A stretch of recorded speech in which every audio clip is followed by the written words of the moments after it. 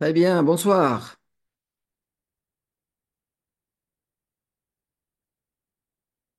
Allô, vous m'entendez? Bonsoir, oui, Oui. monsieur Oui, Tarek. bonsoir. Ah, excellent, très bien, très bien, très bien. Tout d'abord, merci d'être là donc, ce soir, donc avec cette nouvelle session de notre formation Maîtriser la comptabilité. Je vous remercie d'avoir choisi donc cette formation, que j'essaye de faire le maximum pour que ce soit donc une formation pratique. Donc aujourd'hui, ça sera donc une séance d'introduction donc à notre formation Maîtriser la comptabilité. On va voir le plan de la formation, la méthodologie de la formation, les quelques bases en fait de l'organisation comptable, des accessoires en fait pour un comptable tels que quelles sont les fonctions Excel donc à maîtriser et quelques bonnes pratiques donc pour le métier d'un comptable. D'accord? Donc, ce sera notre programme aujourd'hui pour cette formation. Très bien. Donc, question, comment ça déroule la formation? Donc, la formation, donc, elle se déroule comme ça, donc en live, donc sur Zoom. Donc, ça sera toujours donc, ce chrono horaire donc, de 20h30 comme maintenant, donc jusqu'à 22h30, donc de chaque mardi. Donc, dans la formation, je présente donc la formation. Il y aura un enregistrement donc à la fin de la séance. Le lendemain ou bien le soir même, vous recevez donc les documents qui étaient présentés, que ce soit des documents PDF ou bien des documents Excel, et vous recevez aussi le lien de l'enregistrement.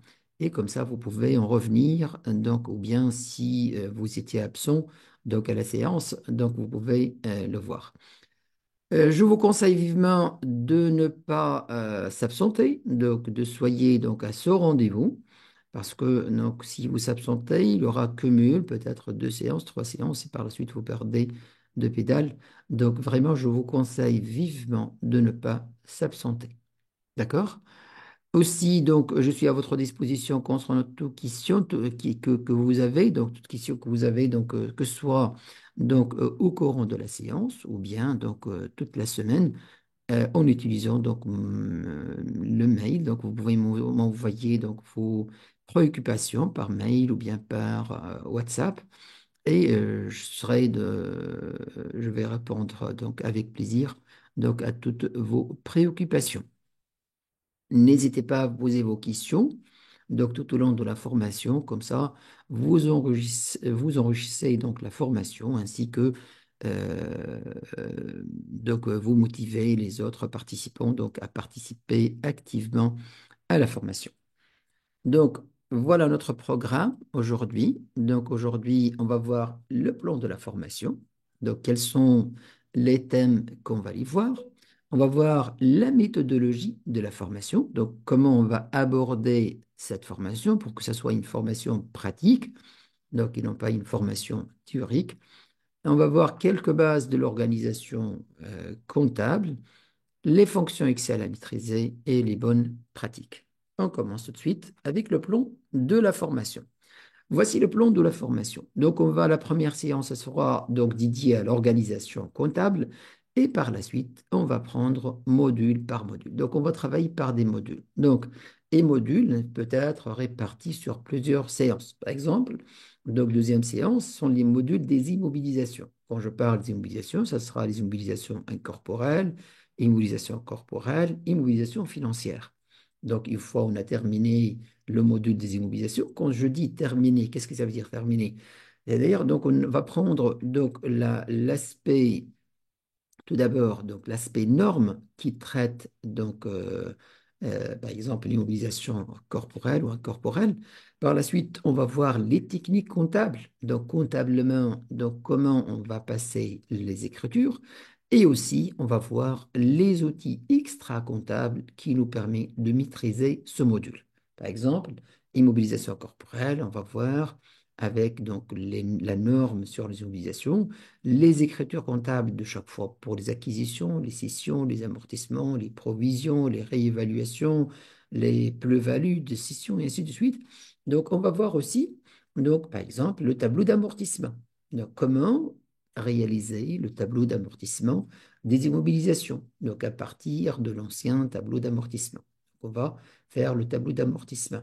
Donc aussi, on va voir comment justifier les comptes des immobilisations. Donc, chaque fois, on va prendre un module, donc on va le défalquer, c'est-à-dire on va le voir en profondeur, donc côté normes comptables et côté technique comptable et outils qu'on peut utiliser pour vraiment maîtriser ce module. Donc comme ça, qu'on va procéder. Donc les outils, parmi les outils, on va utiliser donc des documents Excel que j'utilise donc pour auditer la comptabilité de société. Et comme ça, en fait, vous aurez donc une formation un peu avancée donc en comptabilité et les notions essentielles en audit. De façon, vous allez vous faire vous-même l'autocontrôle. Donc, vous allez vous contrôler vous-même.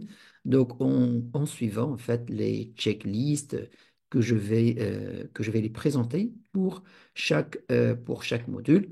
Et donc, les objectifs de l'audit, comment en fait l'auditeur il procède pour auditer tel compte. Et donc, vous avez donc les réflexes, vous avez les techniques d'audit, et donc vous pouvez utiliser vous-même comme comptable pour, euh, pour s'autocontrôler. D'accord? Et proposer des états financiers à la fin, donc pour un auditeur, là où il n'a rien trouvé. D'accord? Comme anomalie. Et donc, il reflète des états financiers qui vont refléter fidèlement la situation réelle de l'entreprise. Et donc, la mission d'audit sera une mission très fluide, très limitée dans le temps et comme ça, vous pouvez en fait se concentrer sur votre travail et que la mission de commissariat aux comptes ou bien d'audit, ce n'est pas une mission de cauchemar, une mission qui va vraiment vous perdre énormément de temps et qui va vous laisser concentrer pendant un mois ou bien un mois et demi sur ces travaux-là, vu les défaillances qui étaient relevées ou bien les ajustements proposés par l'auditeur. D'accord? Donc, c'est de cette façon qu'on va travailler. Voilà, donc on va parcourir tous les modules de bilan. Donc, on va commencer par les immobilisations, les stocks, les clients et débiteurs divers, donc les modules de trésorerie. Et par la suite, on va voir les capitaux propres. Et après les capitaux propres, on va voir donc les passifs non courants et les passifs courants avec les fournisseurs, les paies, l'impôt. Et à la fin, on va voir les travaux de fin d'exercice. Donc, les travaux de fin d'exercice. Une fois donc, nous avons donc, maîtrisé donc, les autres modules, on va voir les travaux de fin d'exercice, qu'est-ce qu'il faut faire donc, pour préparer les états financiers. Malheureusement, dans mon expérience, quand je vois, donc surtout en audit, donc quand je visite donc des sociétés, je trouve en fait des comptables avec une vingtaine d'années d'expérience, mais malheureusement, ils n'arrivent pas à clôturer en fait l'année comptable et établir des états financiers. Toujours la difficulté donc au niveau de justification des comptes, quels sont les travaux de fin d'exercice, comment clôturer. Donc, il se limite, il reste là. Alors que ces travaux de fin d'exercice ne représentent même pas 10% des travaux. Et donc, malheureusement, donc, lui, en fait, il a fait 90% de travail et il reste bloqué pour 10% de travail qui sont des techniques comme comptable, qu'on peut facilement les maîtriser. Donc, c'est ça ce que j'essaie de vous faire, donc apprendre la logique et la méthodologie, comment clôturer les états financiers, comment vraiment vous allez proposer une balance pratiquement une balance définitive et non pas une balance provisoire, là où il y aura vraiment par la suite des ajustements donc, qui vont changer complètement l'état de résultat. Et ça, c'est très important pour votre image comme étant comptable. Parce que, comme comptable, certainement, vous aurez, donc les dirigeants vont vous demander, par exemple, de nous éditer des états financiers avant le passage de l'auditeur, donc même s'il s'agit des états financiers provisoires. D'accord? Il faut que ces états financiers provisoires que vous allez éditer, quand on va les comparer par la suite avec les états financiers définitifs, il ne faut pas y avoir des écarts importants. Vous allez présenter, par exemple, des états financiers provisoires, là où vous avez, par exemple, un bénéfice de 100 000, d'accord? Et par la suite, dans les états financiers définitifs, donc audités, il n'y aura que résultat de 20 000. Donc, décalage très important. Et là, c'est très mauvais pour votre image de marque. Et donc, il faut maîtriser tous ces travaux-là. Et d'ailleurs, c'est pourquoi, en fait, certains comptables, ils ont peur de ces travaux-là, parce qu'ils ne veulent pas prendre ce risque de présenter des états financiers provisoires et par la suite, il s'avère qu'ils sont très loin par rapport aux états financiers définitifs. D'accord? Mais en fait, rien ne fait perdre, ne fait peur. Donc, il faut investir, il faut se former, il faut donc essayer. Et certainement, si vous avez pu faire les 90% des travaux de comptabilité, certainement, ce n'est pas les 10% qui vont vous embêter ou bien qui vont vous bloquer. Il faut se lancer. Certainement, vous allez faire des erreurs, peut-être, mais petit à petit, vous allez donc tout maîtriser.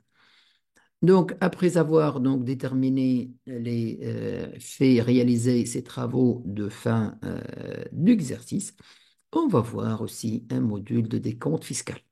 Donc, des comptes fiscaux, c'est-à-dire vu que les législations fiscales et comptables ne sont pas les mêmes, donc il y aura toujours des différences entre la comptabilité et la fiscalité, ce qui va engendrer des charges qui étaient comptabilisées, mais fiscalement, ils ne sont pas admis en déduction, que ce soit totalement ou bien partiellement. La même chose pour des produits qui étaient comptabilisés fiscalement, par exemple, ils sont des produits qui sont exonérés. Et donc, il y aura des décalages entre résultat comptable et résultat fiscal. C'est pourquoi on fera ce qu'on appelle le décompte fiscal. Décompte fiscal, c'est comment de résultat comptable, on va déterminer à la fin le décompte fiscal, le résultat fiscal. Et sur la base du résultat fiscal, on va appliquer le taux d'imposition, donc relatif donc, au pays ou bien à la type de société. On va appliquer le taux d'impôt, par exemple 15%, 30%, 35% sur le résultat fiscal, non pas sur le résultat comptable. Et on passera l'écriture de l'IS, donc de l'impôt sur les sociétés à payer.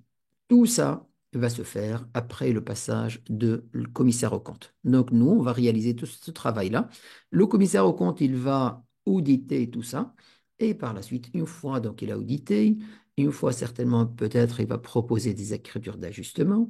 Une fois ces écritures d'ajustement ont été donc saisies, on va refaire donc le décompte fiscal donc pour s'il y en a des modifications et on va éditer une balance définitive et des états financiers définitifs. Donc, une fois le commissaire aux comptes donc il est d'accord sur les états financiers, on va procéder donc à la clôture de l'année. Donc, on va clôturer l'année comptable. Donc, l'année comptable, ça, il faut faire attention. L'opération de clôture, c'est une opération irréversible. C'est-à-dire, une fois clôturé, je ne peux plus ouvrir. C'est pas d'ouvrir, en fait, je ne peux plus modifier, apporter des modifications la balance ou bien dans l'année, en fait, qui a été clôturée. C'est pourquoi, comme bonne pratique, donc on fait une sauvegarde avant de clôturer. Avant de clôturer, et on fait la clôture qu'une fois on a des états financiers définitifs audités par le commissaire aux comptes. Et donc, nous avons euh, voilà, une fois nous avons ces états financiers définitifs, on pourra à ce moment clôturer, mais vous devez faire une sauvegarde pour que, au pire des cas, donc si vous aurez besoin, donc vous pouvez changer la base de données et rouvrir donc l'exercice et apporter les modifications. Sinon, donc ce sera donc un exercice clôturé et lors de clôture, en fait, certainement, il y en a des mécanismes qui vont se passer au niveau de logiciel. Donc il va créditer les comptes de charge, il va débiter les comptes de produits pour déterminer donc le résultat de l'exercice et il va reporter les soldes de compte de bilan. Donc on va les trouver au niveau ce qu'on appelle journal des à nouveaux. Donc ça, c'est l'opération de clôture. Donc tout ça, on va le voir. Donc on va le voir jusqu'à arriver au décompte fiscal. On va voir module par module, euh, travaux de fin d'exercice et décompte fiscal. Méthodologie de la formation. Donc, comment on va procéder lors de cette formation? Donc, notre méthodologie de la formation, on va se base essentiellement sur ces trois volets. Donc, il y aura volet d'exploration de la norme comptable, et ça, c'est très important. Si vous voulez perfectionner votre comptabilité, vous devez maîtriser les normes comptables. D'accord? La comptabilité n'est pas juste des techniques, surtout maintenant avec la comptabilité internationale, avec les normes IAS et FRS. Donc, quand vous faites lecture de ces normes-là, vous voyez que ces normes-là ne se basent pas surtout que sur les techniques comptables. Donc, elles se basent plutôt sur des descriptions, sur des définitions. Et donc, là, en fait, la force d'un comptable, c'est de maîtriser ces définitions, de maîtriser ces conditions, euh, euh, de maîtriser en fait ces normes. D'accord? Donc, c'est très important pour la formation d'un comptable de maîtriser les normes comptables. On va utiliser au niveau de cette formation les normes comptables tunisiennes, qui sont des normes pratiquement normes internationales, avec un taux d'intégration peut-être à 90 à 95% des normes internationales, ce qui est vraiment euh, parmi donc, les normes qui se rapprochent le plus donc, aux normes internationales. Certainement, chacun de nous, en fait, il s'intéresse aux normes locales, mais il faut en avoir donc il faut penser donc à développer vos compétences aussi aux normes internationales parce que donc, il aura passage automatique aux normes un jour. Il aura un passage automatique donc, aux ces normes internationales. Et en général, dans tous les pays en fait, du monde, ils ont un planning de passage aux normes internationales, certainement un planning progressif. Donc, la majorité des pays, par exemple, donc, ils ont opté est-ce que les sociétés cotées en bourse soient en fait les premiers donc à adopter les normes internationales et présenter ces états financiers conformément aux normes internationales. Aussi, tout ce qui est institutions donc, bancaires et assurances, donc des institutions financières. Et par la suite, donc, ils ont laissé aussi la possibilité pour les autres sociétés, s'ils veulent adopter donc, les normes internationales, ils ont cette possibilité. Mais en fait, avec un calendrier progressif, donc chaque fois, ils vont intégrer des secteurs. Donc voilà, notre méthodologie de formation va se baser sur les normes comptables. Donc on va défalquer les normes comptables, on va lire entre les lignes des définitions, on va bien comprendre les définitions, on va maîtriser les définitions, on va explorer, en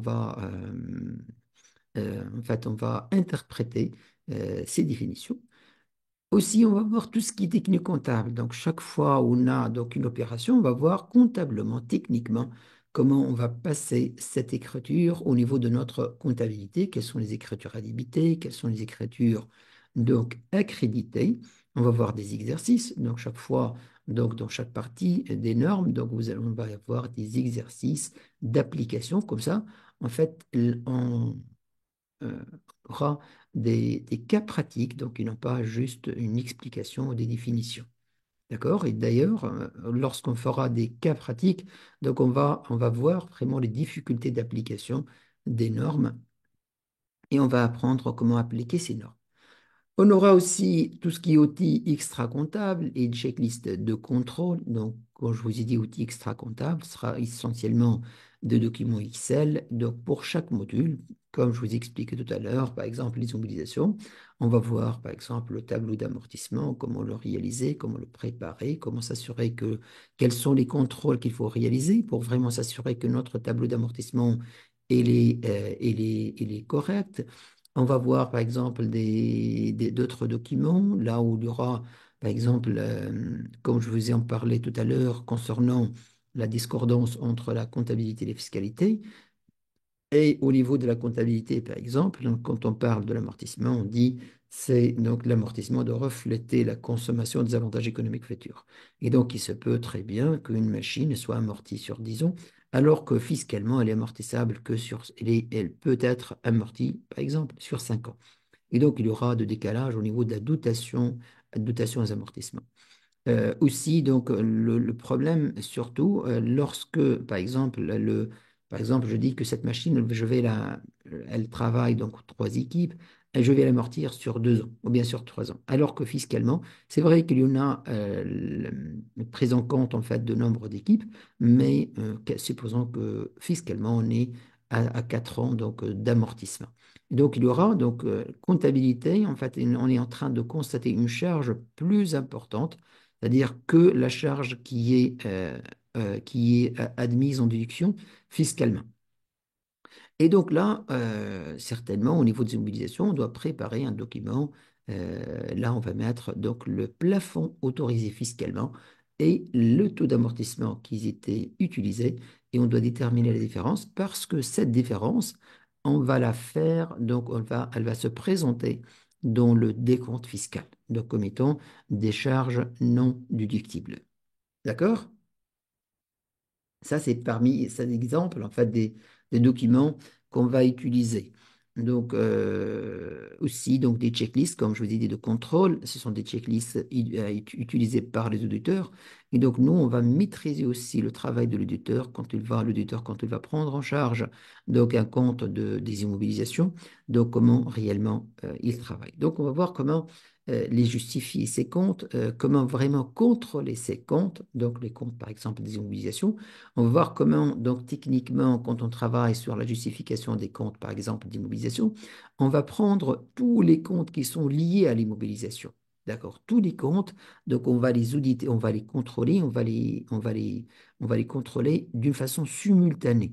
Donc, ils n'ont pas compte par compte. Donc, au niveau de l'audit ou bien au niveau de la justification, on ne va pas justifier compte par compte d'une façon indépendante, comme si ces comptes-là, ils ne sont pas liés. Donc, on va travailler sur tout ce qui est compte lié, groupe de comptes. D'accord? Groupe de comptes. Donc, par exemple, quand je vais traiter les immobilisations, je vais trouver donc les immobilisations, je vais trouver les amortissements, je vais trouver les dotations aux amortissements, je vais trouver les provisions pour dépréciation, je vais contrôler aussi, par exemple, donc le plus-value sur cession, ou bien les moins-values sur cession, je vais contrôler par exemple, donc la réserve de réévaluation, s'il y a eu une réévaluation.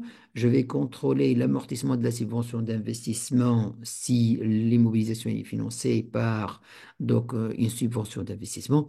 Et voilà, comme ça, donc on a vraiment donc, une vision globale pour tout ce qui est donc les comptes qui sont liés à tel module. Donc, comme je vous ai expliqué, on travaille module par module. Et donc, on ne va pas auditer, on ne va pas contrôler, on ne va pas justifier compte par compte, parce que ces comptes-là sont des comptes qu'on appelle des comptes liés. Ce sont des comptes liés, c'est-à-dire des comptes qui fonctionnent simultanément. Donc, c'est un compte à débiter. Si on va débiter ce compte-là, automatiquement, on doit créditer ce compte-là. Et ce compte-là, il n'est mouvementé que pour des opérations, par exemple, d'immobilisation, d'acquisition, de cession ou bien d'amortissement.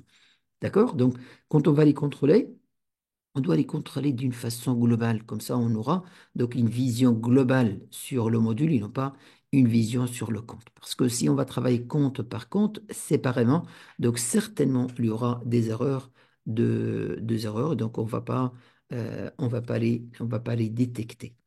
Donc voilà notre méthodologie. Donc elle va se baser sur donc, les normes comptables qu'on va le détailler, comme je vous ai dit, donc norme par norme.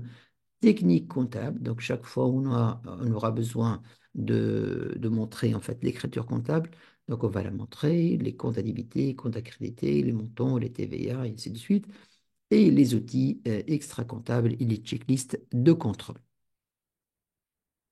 Maintenant, la norme comptable. Donc, chaque norme comptable est pratiquement, on trouvera ces 5 composants de normes comptables. Donc, chaque norme comptable, on trouvera tout d'abord le champ d'application. Et ça, c'est très important. Et ce qui fait, comme je vous ai dit, la différence entre un comptable et un autre. Champ d'application très important. Et la première des choses à maîtriser, le champ d'application. Parce que devant n'importe quelle situation, tout d'abord, il faut vérifier est-ce que lequel, laquelle des normes, elle s'applique dans ce cas-là. Comment le savoir? En maîtrisant les champs d'application.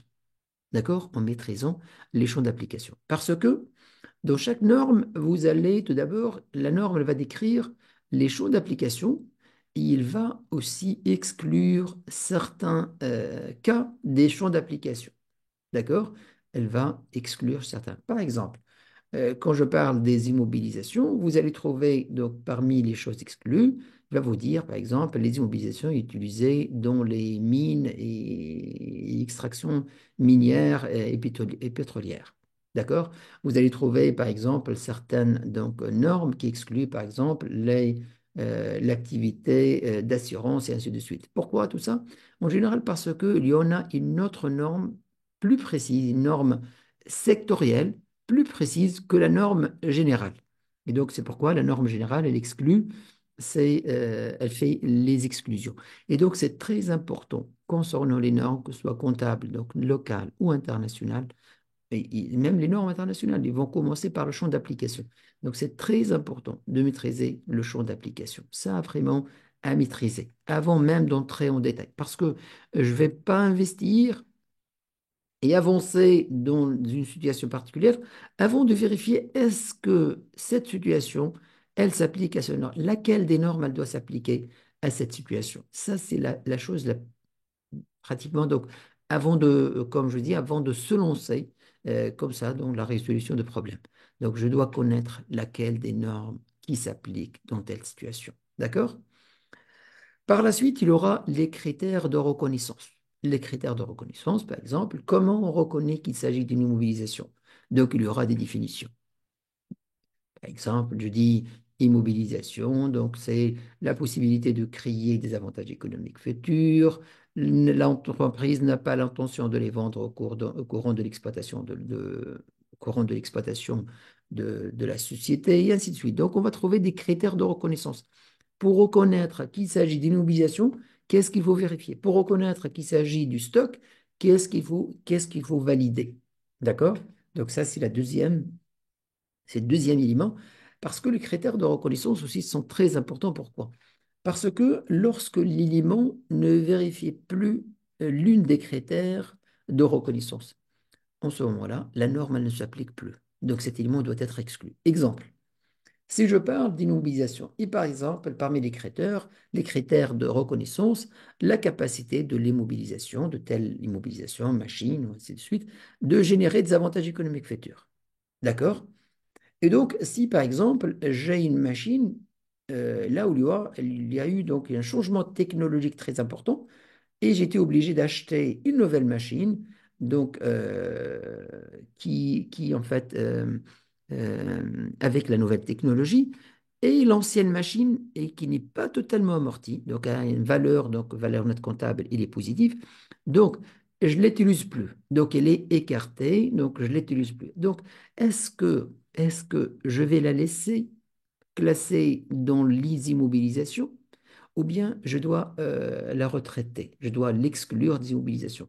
Vous voyez, c'est très important de reconnaître aussi les critères de reconnaissance. Parce qu'une fois donc, les critères de reconnaissance ne sont plus vérifiés, je ne peux plus constater, par exemple, telle machine en immobilisation. Aussi, par exemple, si je dis que parmi les critères de reconnaissance, c'est là l'évaluation fiable. Donc, j'ai la possibilité d'évaluer fiablement donc, la valeur déterminée, donc la valeur de cette machine. Et donc, si je n'ai pas cette possibilité, je ne peux pas connaître la valeur de la machine de façon fiable. Et donc là, c'est une condition euh, qui est donc critère qui n'est pas vérifié. Et donc, je ne dois pas reconnaître tel élément, par exemple, comme immobilisation. D'accord? Donc, les critères de reconnaissance sont très importants. Tout d'abord, pour, euh, pour c'est-à-dire pour constater tel élément, par exemple, une mobilisation, et aussi lorsque l'un des critères n'est plus vérifié, qu'est-ce que je dois faire? D'accord? Ça, c'est la deuxième partie, en général, dans une norme comptable. Troisième partie des normes comptables, on va trouver l'évaluation. L'évaluation, c'est-à-dire pour quelle valeur on doit entrer cette immobilisation, bien faire sortir aussi cette, par exemple, immobilisation de notre actif. Donc, quand je dis évaluation, c'est-à-dire quels sont les coûts qui sont inclus et quels sont les coûts qui sont exclus. D'accord? Donc, on va trouver les mots de la norme, elle va nous préciser, elle va vous dire, donc, pour l'immobilisation, vous devez faire entrer dans le coût de l'immobilisation telle et telle et telle et telle et telle charge. Et là, la particularité des normes internationales, elle ne va pas vous donner une liste exhaustive des charges, donc vous pouvez les inclure, mais plutôt, elle va vous donner des définitions. Elle va vous donner donc la règle. Et vous allez appliquer cette règle. Chaque fois où une charge, donc c'est une dépense, vérifier donc cette règle-là, vous pouvez certainement, vous, je ne sais pas, vous pouvez, vous devez donc inclure donc cette dépense dans le coût de l'immobilisation. Et elle va donner aussi, comme je dis, des exclusions. En général, les coûts exclus sont limitatifs, c'est-à-dire elle va vous citer, par exemple, elle va vous donner au niveau des immobilisations, on ne peut pas inclure les charges financières, par exemple. Exemple, d'accord? Euh, donc ça, au niveau de l'évaluation. Donc au niveau de l'évaluation, chaque norme, donc elle inclut cette partie évaluation. Quels sont les coûts, par exemple, pour une immobilisation, pour quelle valeur on va les faire entrer? Est-ce que c'est la facture de fournisseur? Est-ce que c'est la facture de fournisseur plus les droits de douane, les taxes non récupérables? Est-ce que c'est plus le transport? Est-ce que, par exemple, l'installation de ces machines, les coûts d'installation, est-ce qu'on doit les introduire? Est-ce que si j'amène un ingénieur pour régler, pour, euh, pour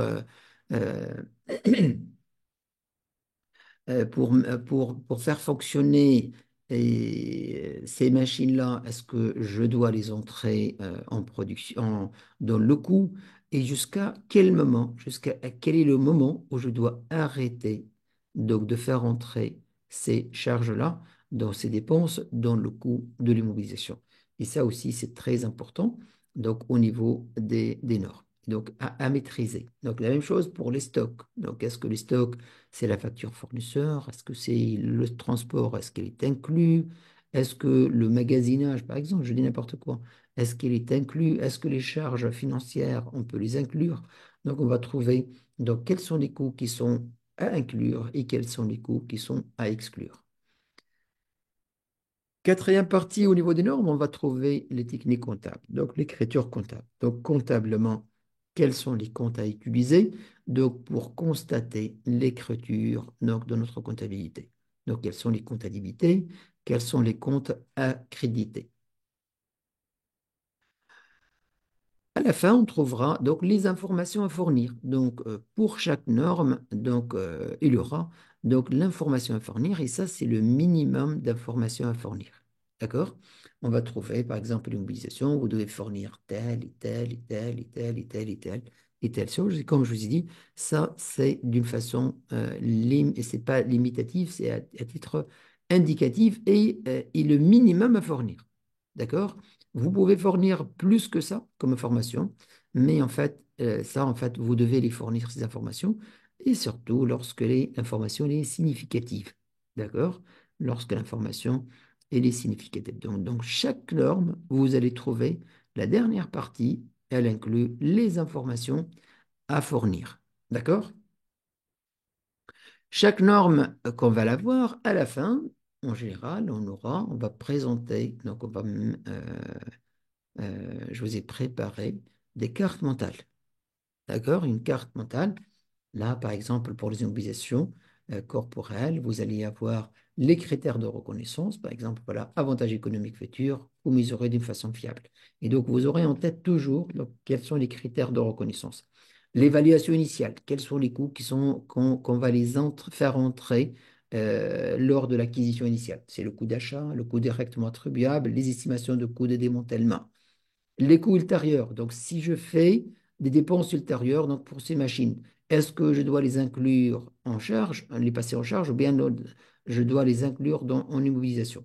Donc, voilà comment il faut faire. Donc, euh, est-ce qu'on on doit distinguer entre les dépenses de maintenance et les améliorations et les ajouts? D'accord? Les amortissements, donc on va voir le calcul d'amortissement et les méthodes d'amortissement. Les cas particuliers, donc la norme, elle a parlé par exemple des cas de réévaluation, des immobilisations, de la dépréciation et de la décomptabilisation de l'immobilisation. Donc aussi, ces cas-là, on va en parler. Donc les notes, par exemple les notes donc, pour les immobilisations, elle a parlé de la politique comptable pour l'évaluation, les mouvements de l'année, les engagements futurs et les immobilisations en cours. D'accord? Donc comme ça, vous aurez donc une vision globale de, de chaque norme comptable. Les techniques, quand je dis les écritures comptables, donc ça va se passer de cette façon. On fera des exercices et donc qui sont dédiés donc à la partie qu'on est en train d'étudier. Et voilà donc comment on passe l'écriture, c'est-à-dire quels sont les comptes à débiter, quels sont les comptes à créditer. Là, en fait, quel que soit votre pays, en général, le système francophone, pratiquement il est le même donc dans tous les pays. Donc, on trouvera classe 2, c'est l'immobilisation, classe 3, donc c'est le stock, classe 4, donc 41, c'est les clients, et ainsi de suite. Donc, en général, les classes, on va trouver, sont les mêmes. Peut-être les numéros de compte qui vont changer, donc c'est-à-dire le deuxième chiffre au troisième, au quatrième, mais la classe, en général, donc, elle est la même. Et ça, c'est le plus important pour un comptable. Le comptable, aujourd'hui, il n'est pas tenu de mémoriser les numéros de compte. Donc, certainement, donc, il faut en avoir donc, de connaissances donc, sur le plan comptable sur lequel on travaille. Mais le plus important, c'est d'en avoir en fait les grandes familles des comptes qui sachent. Et par la suite, il peut consulter le plan de comptable chaque fois où il veut comptabiliser. Et surtout, en fait, les comptes qui vont être utilisés d'une façon courante, ce sont pratiquement les mêmes comptes. Et exceptionnellement, des fois, par exemple, pour une acquisition, ou bien, par exemple, dans ce cas-là, pour une obligation, donc est-ce que c'est vraiment très exceptionnel donc, de vendre une obligation, d'acheter une obligation. Donc, c'est des cas exceptionnels, donc il peut même voir quel est le plan, quel est le compte à utiliser. Il n'y a pas de problème. Mais le plus important, c'est de savoir, c'est de connaître, par exemple, c'est une obligation, l'obligation, ça c'est une mobilisation financière. Donc je vais la trouver dans le compte 2, et par la suite, par exemple, en Tunisie, le deuxième chiffre, le 6. D'accord? Les produits, donc c'est un produit financier, donc ce sera le 75. Donc c'est ça le plus important. D'accord? Donc, on va voir donc chaque fois donc au courant lorsqu'on parcourt donc les normes. Pour chaque norme, on va voir des cas. D'accord? Chaque fois où on voit parce que la norme, quand je vous ai expliqué, donc elle est détaillée. Donc, vous allez trouver plusieurs cas la norme qu'elle en parle. Et donc, chaque fois où on va détailler, on va faire donc l'exploration de la norme. Aussi, on va faire des cas d'application comme ça vous maîtrisez mieux la norme.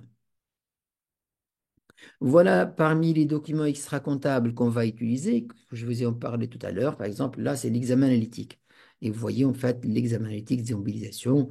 Par exemple, là, j'ai mis toutes les mobilisations. On a mis le solde de cette année, le solde de l'année dernière.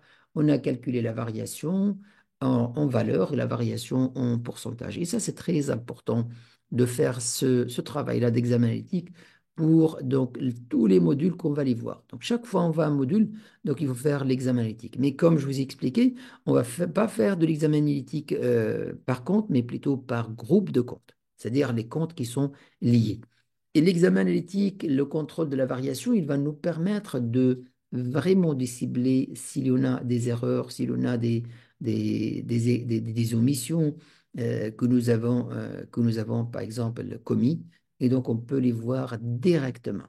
Donc là, par exemple, au niveau des immobilisations, si je trouve une variation positive aux immobilisations, ça doit être certainement une acquisition ou bien une acquisition, une scission qui étaient compensées et donc, je dois me préparer, je dois préparer, je sais très bien que cette variation de mobilisation va être contrôlée par le commissaire aux comptes. Je vais travailler, je vais préparer d'ailleurs, en fait, j'ai déjà assisté à des missions vous, je parle de vous, comptables, vous avez certainement assisté à des missions de commissariat aux comptes et certainement vous commencez à connaître donc, quelles sont les demandes d'un commissaire aux comptes. Quand je parle, par exemple, d'immobilisation, certainement, il va me demander la facture de l'immobilisation. Certainement, par la suite, il va me demander pour quelle valeur, comment j'ai calculé la valeur d'entrée de l'immobilisation. Et donc, je vais me préparer à l'avance. Donc, chaque fois, comme ça, donc, quand je vais terminer donc c'est-à-dire ma comptabilité,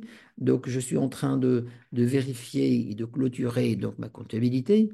Euh, je vais me préparer, je vais faire une copie de la facture, je vais préparer un fichier là où je détaille en fait quels sont les charges qui étaient incluses dans le coût de l'immobilisation.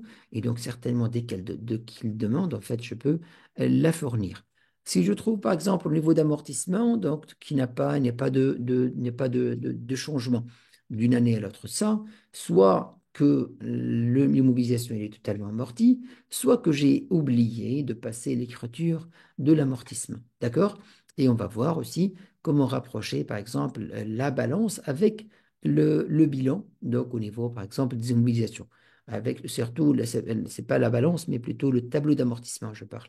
Comment rapprocher le tableau d'amortissement avec le bilan, avec les actifs, les immobilisations, par exemple, corporelles. Donc, par exemple, quand je parle de brut au niveau de tableau d'amortissement de début d'année, à quoi je dois le comparer, par exemple, au niveau de bilan. Le brut fin de l'année, à quoi je dois le comparer. La variation au niveau de bilan au niveau de brut, à quoi je dois la comparer au niveau de tableau d'amortissement. Donc, l'amortissement, le cumul d'amortissement de l'année N-1, le cumul d'amortissement, c'est-à-dire au début de la période, je dois la comparer à quoi au niveau de bilan? La dotation, je dois la comparer à quoi? Donc, cumul d'amortissement, je dois le comparer à quoi? La valeur nette comptable, je dois la comparer à quoi? Donc, comment lier, en fait, les contrôler, donc ces documents pour vraiment s'assurer de la totale cohérence entre les documents que j'ai préparés. D'accord? Et vous voyez comment l'examen analytique il va nous orienter, surtout les comptes qui étaient mouvementés, aussi pour les comptes qui n'étaient pas mouvementés. On va s'intéresser à tout ce qui est mouvement anormal, tout ce qui est variation très importante. La variation très importante, on va la contrôler en valeur et en pourcentage. D'accord? En valeur et en pourcentage. Vous savez que le comptable, en fait, il ne fait pas comme l'auditeur. L'auditeur, il travaille donc avec échantillonnage, il travaille donc avec les éléments qui sont les plus significatifs, mais le comptable, il doit être vraiment exhaustif donc au niveau de ses travaux. D'accord? Il doit faire le lettrage, on va voir comment aussi lettrer des comptes, comment détecter des erreurs, comment justifier donc compte par compte. Là, l'exemple de test, par exemple, que je vous ai en parler, les tests d'audit, par exemple, test d'immobilisation corporelle, travail de rapprocher les acquisitions avec les factures ou les contrats. Vous voyez, en fait, l'auditeur, qu'est-ce qu'il va faire? Il va rapprocher les acquisitions avec les factures. Et donc, moi, je vais te faire ce travail-là d'avance. Et je vais préparer les factures. Je vais préparer donc s'il y en a des contrats. Donc, rapprocher les scissions avec le contrat. Certainement, s'il va trouver une opération de scission, il va me demander le contrat. Et donc, je vais préparer le contrat.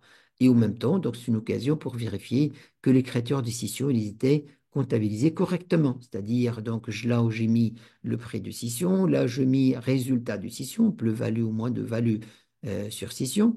S'assurer de leur reclassement des immobilisations en cours. Et donc, ça, voilà, et il va me rappeler. Donc, c'est fort possible que j'oublie de faire le reclassement de l'immobilisation en cours. Et vous savez, l'immobilisation en cours, donc il y en a donc une technique spécifique de reclassement des immobilisations en cours. Donc, dans l'immobilisation en cours, par exemple, on va constater au courant de l'année toutes les charges qu'on va dépenser pour l'immobilisation qu'on est en train de construire en charge.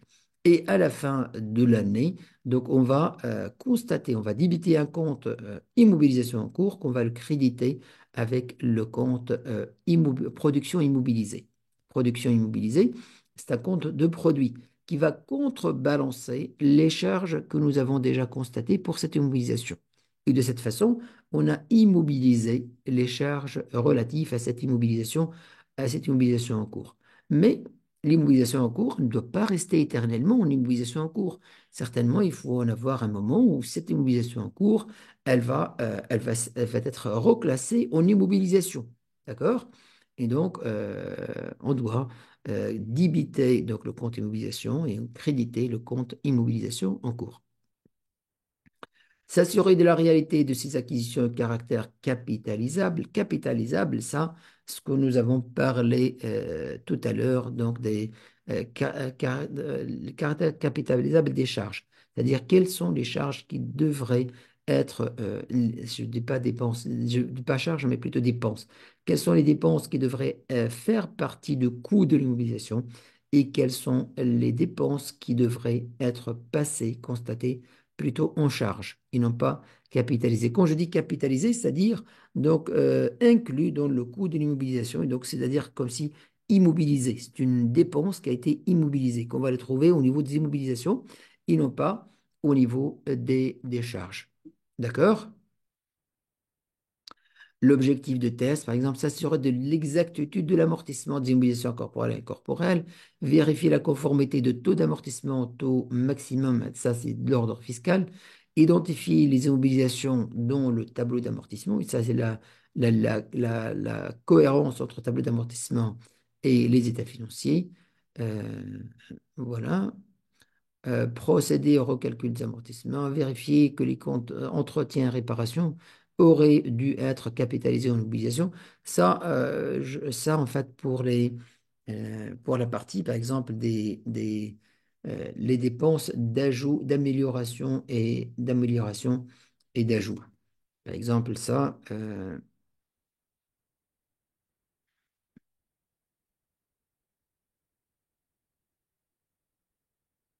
donc là, par exemple, donc la norme, elle nous dit que pour ces opérations d'amélioration et d'ajout, donc si, c'est-à-dire si ces améliorations, ils vont augmenter les avantages économiques futurs, ou bien ils vont allonger la durée de vie de l'immobilisation, donc la norme là, elle nous dit ces charges-là, ces dépenses-là, vous ne devez pas les constater en charge, mais plutôt vous devez les inclure dans le coût de l'immobilisation. C'est-à-dire vous allez augmenter la valeur de l'immobilisation. D'accord? Et donc là, l'auditeur, qu'est-ce qu'il va faire? Il va ouvrir donc le compte d'entretien et réparation. Il va voir donc les différentes dépenses. Il va cibler surtout les grandes dépenses. Il va voir est-ce que ces grandes dépenses, est-ce qu'elles ne devraient pas normalement être classées en immobilisation, plutôt être classées en charge. Et donc moi, qu'est-ce que je dois faire? Au niveau de ce compte-là, entretien et réparation, je dois le revoir moi-même. Pour les grandes dépenses, je dois expliquer qu'il s'agit vraiment des dépenses de routine, par exemple des dépenses de maintenance, des dépenses et non pas des dépenses qui vont augmenter la valeur, donc, ou bien qui vont augmenter les avantages économiques futurs de l'entreprise. Donc, je me prépare, d'accord? Donc, c'est ça mon objectif, je me prépare au contrôle d'audit. Très bien. Là, maintenant, on va parler d'une partie de la base de l'organisation comptable. Donc, comptablement, quels sont donc On va parler de cycle comptable. Donc, le cycle comptable à travers, donc, vous savez très bien, donc la comptabilité, elle commence par les transactions. Donc, j'ai une facture d'achat, facture de loyer, et il y aura donc des étapes, plusieurs étapes, jusqu'à ce que on obtient le bilan c'est-à-dire des états financiers. D'accord? Donc, c'est ça le cycle comptable. Donc, il y aura la première étape, c'est la transaction. Donc, tout commence donc, par une opération économique, donc un achat de marchandises, le paiement d'un loyer, un encaissement d'un client. Donc, ces événements sont appelés transactions et sont la matière première de la comptabilité.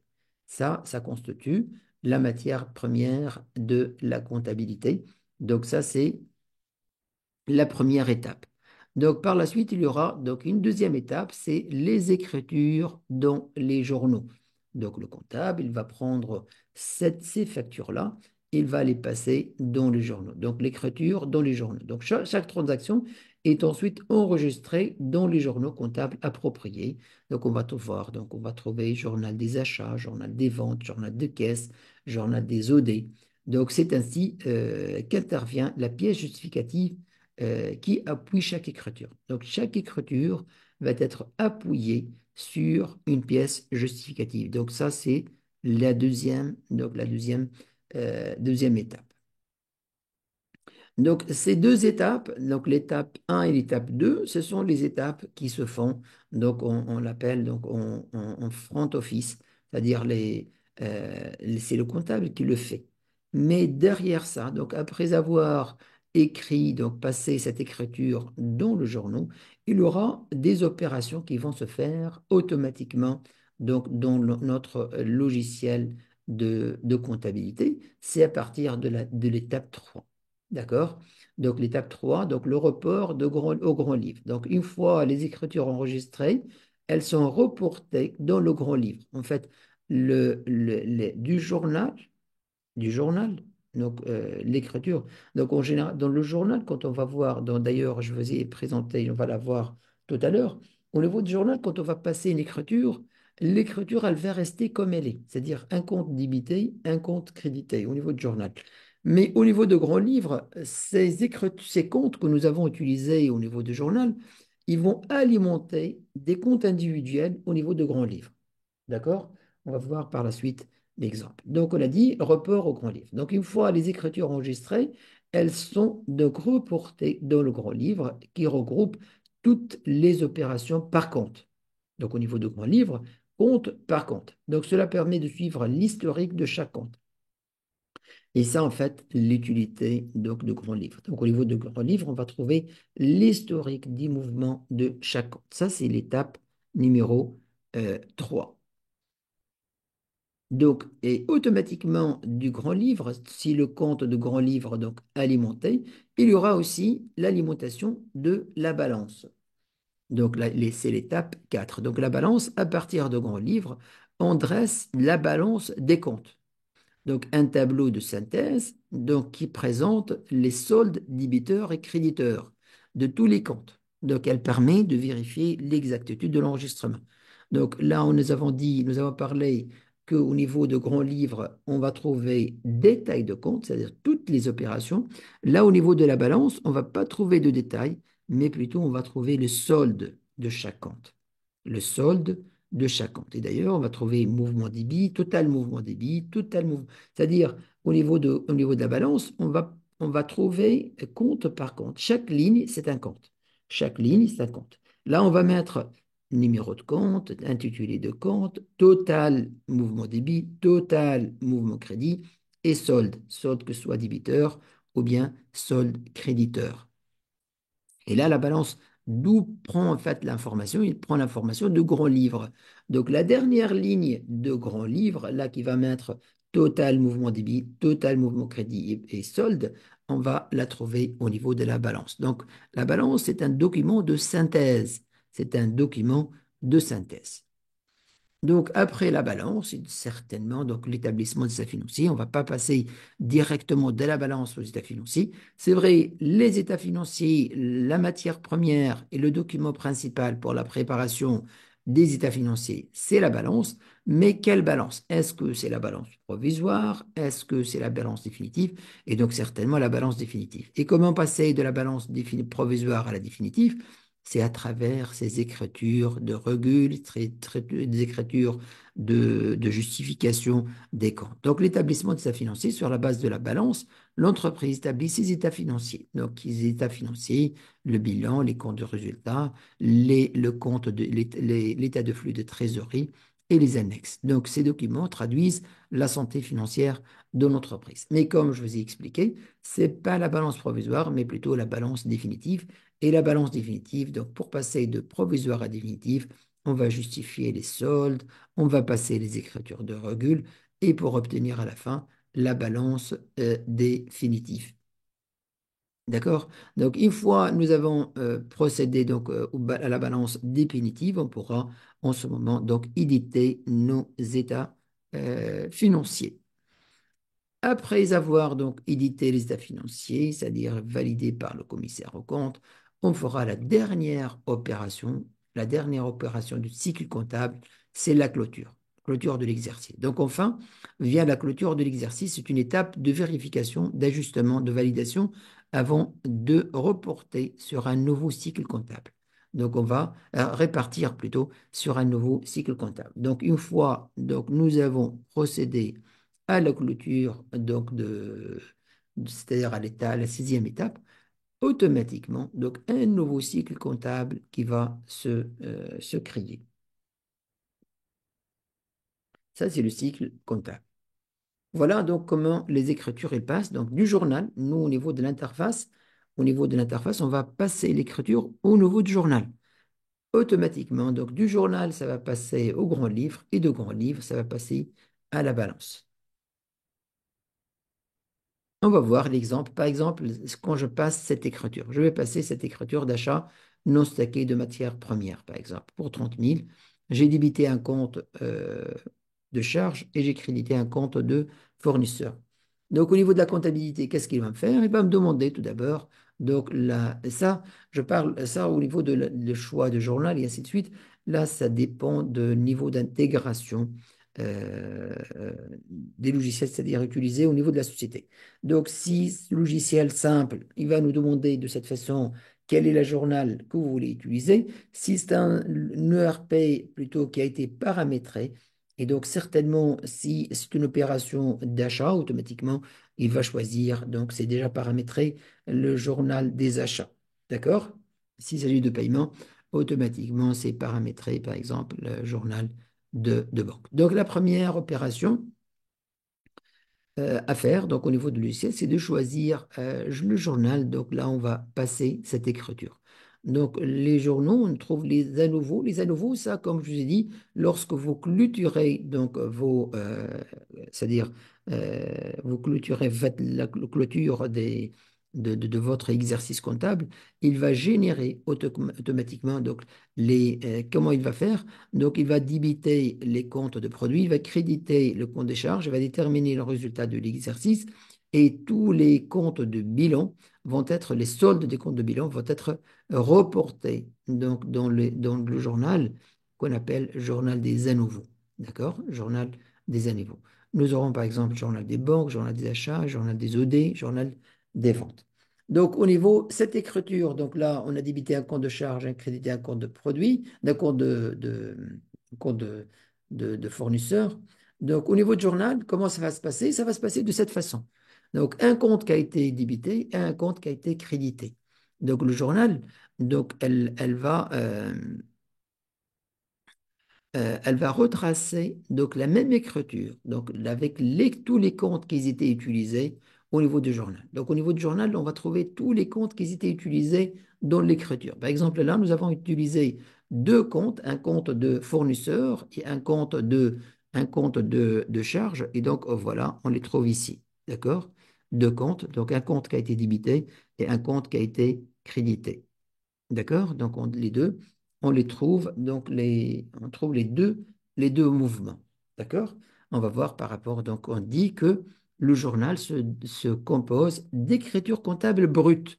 Donc, vous voyez, donc c'est l'écriture comptable brute. Donc, un compte à débiter, un compte qui a été crédité. Donc, comme il est. Donc, il enregistre les transactions commerciales par ordre séquentiel et par date. Donc, vous voyez, en fait, là, nous avons par exemple le 31 janvier. Là, nous avons le 23, donc le 28. Donc là, c'est le mois d'avril, le mois de février. Là, c'est le mois de mars. Là, aussi le mois de mars. Et là, c'est le mois d'avril. D'accord? Et un total, donc total des mouvements donc par mois. Donc, par exemple, là, vous avez le mois de janvier, le mois de février et le mois de mars. Ça, au niveau de journal. Voilà, et donc aussi, donc, il y aura ces numéros de mouvement. Donc, vous aurez le mouvement numéro 26, le mouvement numéro 27, et le mois, ça c'est janvier, ça c'est février, ça c'est mars. Voilà les mouvements, euh, c'est-à-dire l'écriture, le numéro de l'écriture. D'accord? Donc là, au niveau de journal et par la suite au niveau de grand livre, comment ça va se passer? Donc nous avons par exemple cette première écriture, nous avons débité un compte de charge, nous avons crédité un compte de fournisseur. Au niveau de grand livre, comment ça va se passer? Au niveau de grand livre, il y aura en fait, on va toucher les deux comptes. Donc nous avons ici le compte donc, de charge 606, voilà, au niveau de grand livre, c'est 606. Donc, ça a été débité. Et voilà, ça a été débité. D'accord? Donc, on va débiter. Donc, au niveau de grand livre, c'est compte par compte. D'accord? Nous avons crédité le compte fournisseur. Et donc, voilà, c'est le compte fournisseur. Le voilà. Et voilà, donc pour le montant, pour quel montant? Pour le montant de 30 000. Et voilà les 30 000. D'accord? La même chose pour la deuxième opération qui a eu lieu le 28-2. Donc, c'est un compte de charge.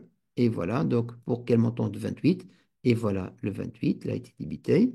Et là, le compte 401, il a été crédité pour 28 000. Et voilà le compte 401 qui a été crédité pour 28 000.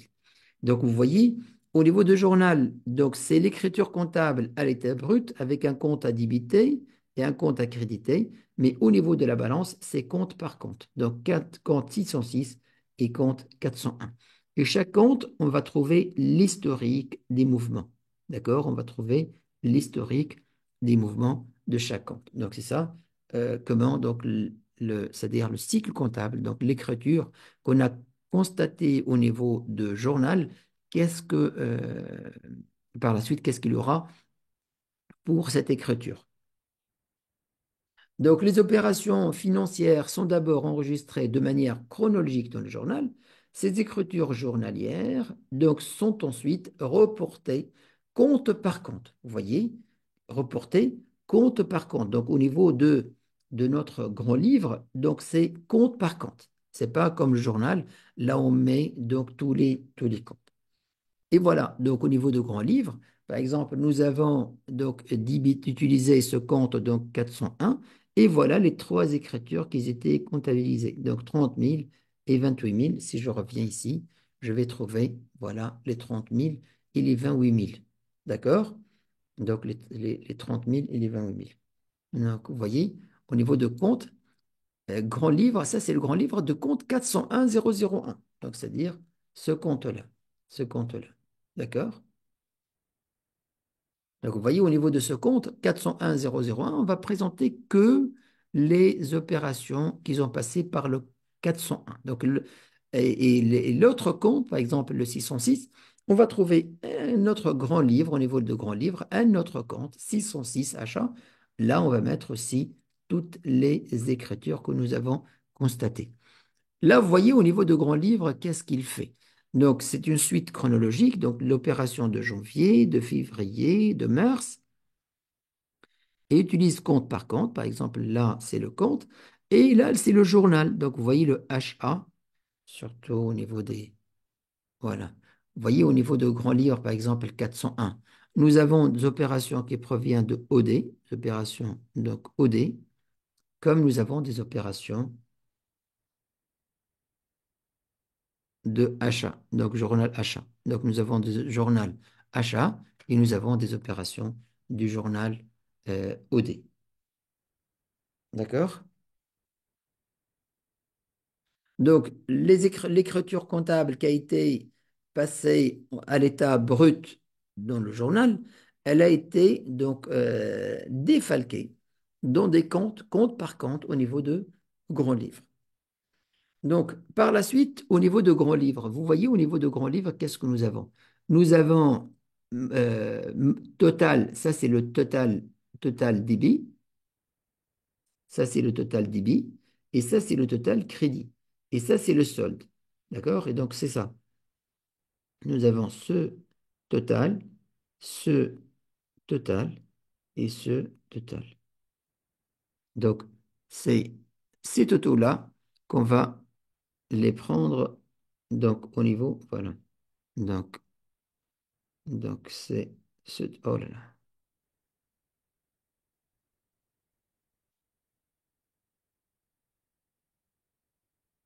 Donc, c'est ces trois totaux-là qu'on va les prendre pour notre balance. Donc, au niveau de balance, vous voyez, par exemple, le compte 401,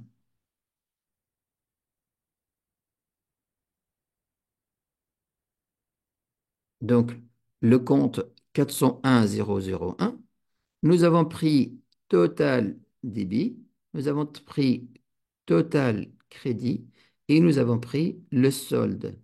D'accord? Nous avons pris le solde. Et voilà, si je vérifie, par exemple là, ah,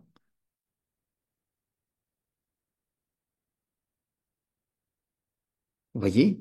Donc, total débit 476, total crédit 476, solde 0. Vous voyez?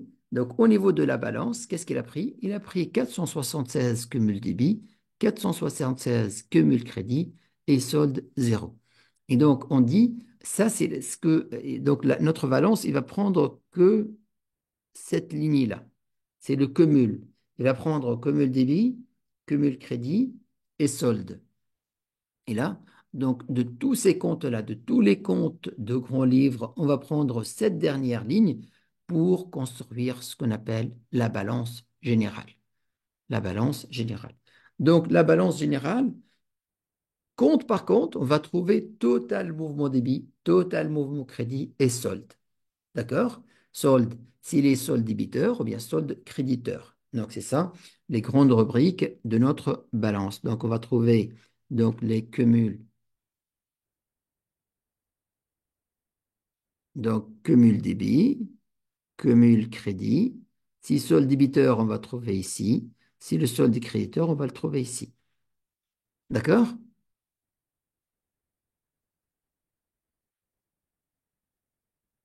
Au niveau de la balance aussi, donc, ça, une chose très importante aussi, au niveau de la balance, il faut vérifier donc, que notre balance, elle est équilibrée, c'est-à-dire le total de débit égale le total crédit.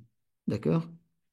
Ça, il faut vérifier. Donc, on dit que la balance se déduit du grand livre. Donc, la balance, elle se déduit du grand livre. C'est simplement la totalisation, la totalisation des mouvements de grand livre par compte et par classe comptable. Donc, les totaux débit-crédit de la balance doivent être équilibrés. Les totaux doivent être équilibrés. Donc, on dit la balance, c'est une totalisation des mouvements. De la balance, on va établir nos états financiers. De la balance, on va établir nos états financiers. Donc, voilà. Donc, les comptes de la classe, donc de classe 1, classe 2, classe 3, 4 et 5, ils vont constituer donc le bilan. Ça, ce sont les classes de bilan. Et les classes 6 et 7, ils vont constituer l'état de résultat. Classe 1, donc c'est les capitaux propres. Classe 2, ils vont se mettre au niveau de bilan, au niveau des comptes d'immobilisation. Classe 3, ce sont des classes de stock. Classe 4, donc classe de tiers. On va trouver les clients. S'ils sont débiteurs, on va les trouver au niveau de débit, que ce soit au niveau de compte client ou bien autres débiteurs divers. S'ils sont plutôt créditeurs, on va les trouver au niveau des fournisseurs ou bien avec les autres comptes, les autres créditeurs divers. On va trouver les classes 5, donc les comptes financiers, donc essentiellement donc la trésorerie et les placements. Au niveau des résultats, la classe 6, ça constitue les charges et la classe 7, ça constitue les produits et la différence, ça va donner le résultat de l'exercice. Les comptes d'actifs du bilan et les charges de compte de résultat fonctionnent de la même façon. Donc, nous avons les charges et les actifs fonctionnent de la même façon. Aussi, les comptes de passifs et les produits fonctionnent de la même façon. Qu'est-ce que ça veut dire fonctionnent de la même façon? C'est-à-dire, il augmente par le débit et diminue par les crédits pour les charges et l'actif et pour le passif et les produits. Donc, il augmente par le crédit et diminue par le débit. D'accord? Donc, c'est-à-dire, si on veut augmenter une charge, qu'est-ce qu'on doit faire? On doit la mettre au débit.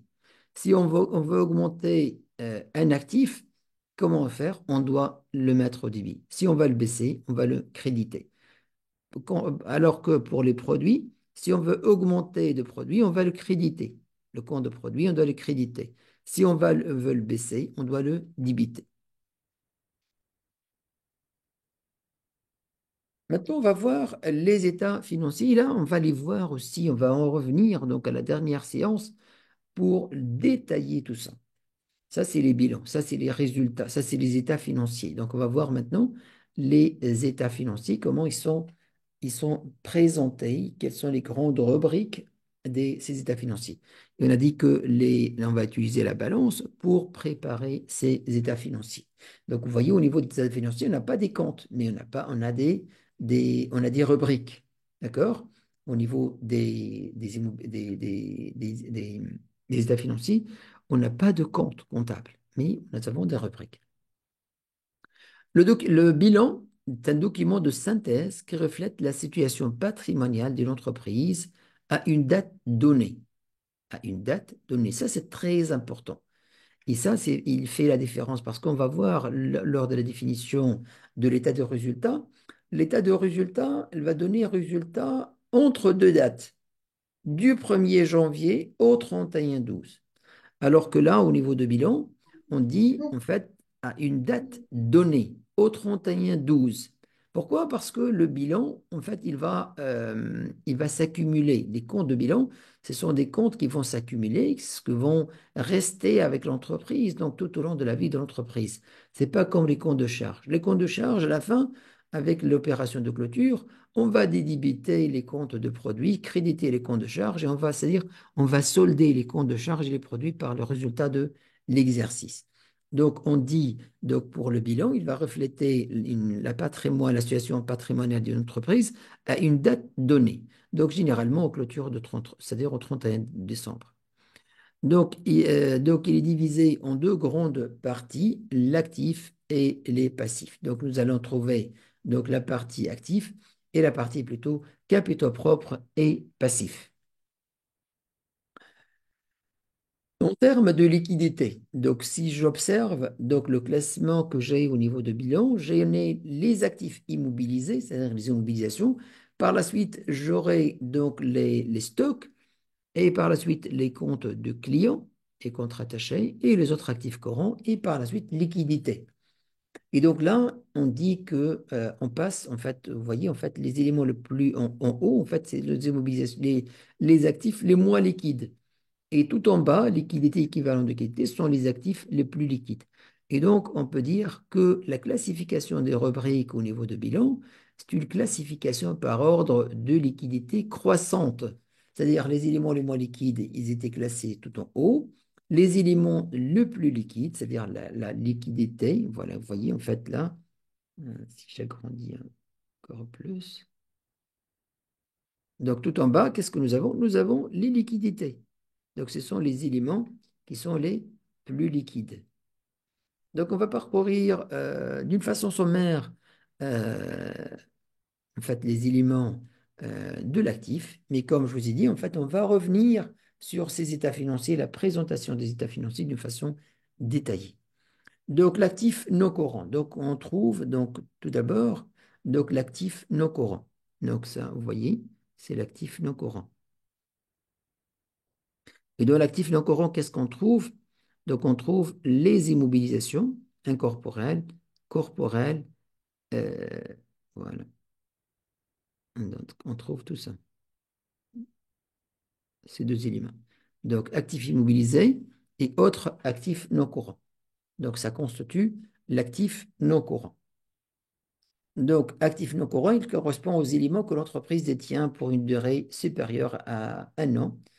On retrouve donc. Et là, on va parler, quand on va parler des immobilisations, on va parler d'une notion très importante qui est la notion de l'intention. La notion de l'intention dit que l'entreprise elle a l'intention de détenir cet élément pour donc plusieurs années. Donc, il ne pas de les vendre au courant de l'exploitation de l'exploitation. Et donc, ce qu'il va faire, donc la classification de cet élément, est-ce qu'on doit le classer en tant qu'actif non courant ou bien plutôt on doit le classer en tant que d'actif courant? Donc, on trouve dans l'actif non courant les actifs immobilisés. Donc, ce sont les investissements durables de l'entreprise répartis en trois grandes catégories. On trouve les immobilisations corporelles comme les brevets, les logiciels, les fonds de commerce. Là, on en déduit en dessous, c'est-à-dire on doit les amortissements cumulés pour obtenir la valeur comptable nette. Donc, vous voyez là, vous avez, donc je vais agrandir un peu. Donc là, vous avez l'immobilisation et en dessous, vous avez l'amortissement. La même chose pour l'immobilisation corporelle, vous avez moins amortissement. Immobilisation financière, vous allez trouver moins provision. Et donc, vous aurez là quoi? Vous aurez des valeurs en net. Donc ça, c'est le brut, ça, c'est l'amortissement, vous aurez le net. La même chose pour l'immobilisation financière. Brut, provision et net. D'accord?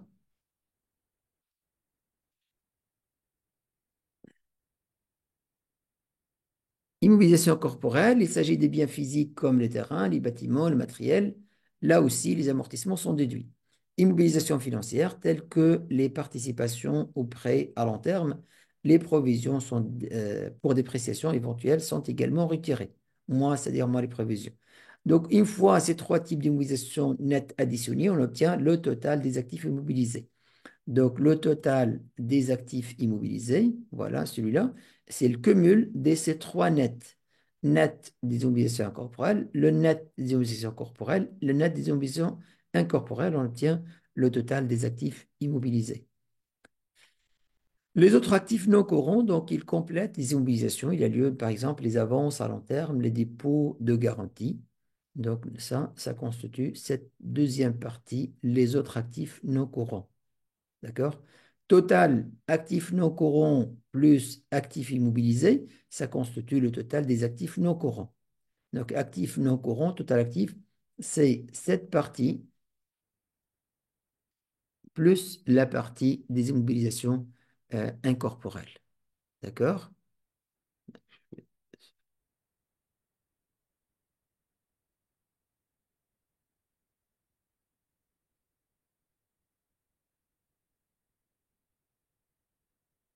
Très bien. Actif courant. Donc, l'actif courant, donc notre actif courant, c'est cette partie-là. Donc,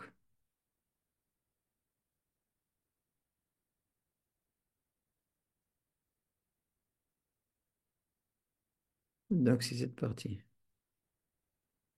D'accord? Ça, c'est l'actif courant. Donc, vous voyez, le bilan, il est divisé en deux, actif non courant et actif courant.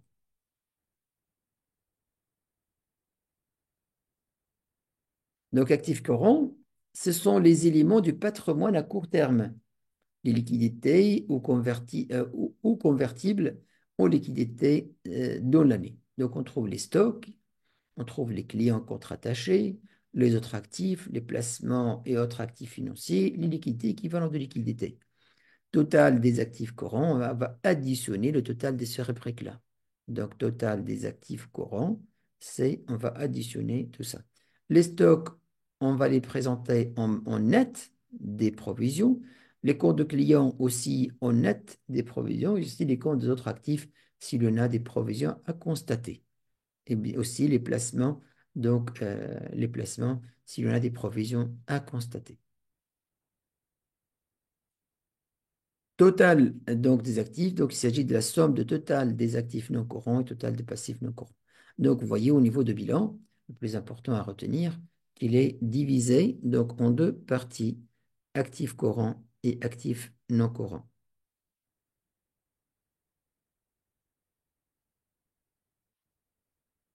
Très bien. Maintenant, capitaux propres et passifs. Donc les passifs représentent l'origine des ressources de l'entreprise. Donc, les capitaux et passifs représentent l'origine de ressources, c'est-à-dire comment nous avons financé notre actif. Donc, la partie en haut, donc avec des capitaux propres, là, c'est l'apport des actionnaires. Ou bien, je peux dire plutôt le droit des actionnaires. D'accord? Plutôt ça. D'accord? C'est le droit des actionnaires entre apport en capital et entre réserves qui étaient constituées par les résultats. Donc, ce qu'elle doit à ses propriétaires, les fonds propres, et à ses créanciers, ce sont les dettes. Donc, et se décompose en capitaux propres et dettes, passifs non courants et passifs courants. Donc, au niveau de passifs, donc on va trouver passifs non courants et passifs courants. Là, si on observe concernant donc l'exigibilité de ces dettes, on peut dire que donc on peut dire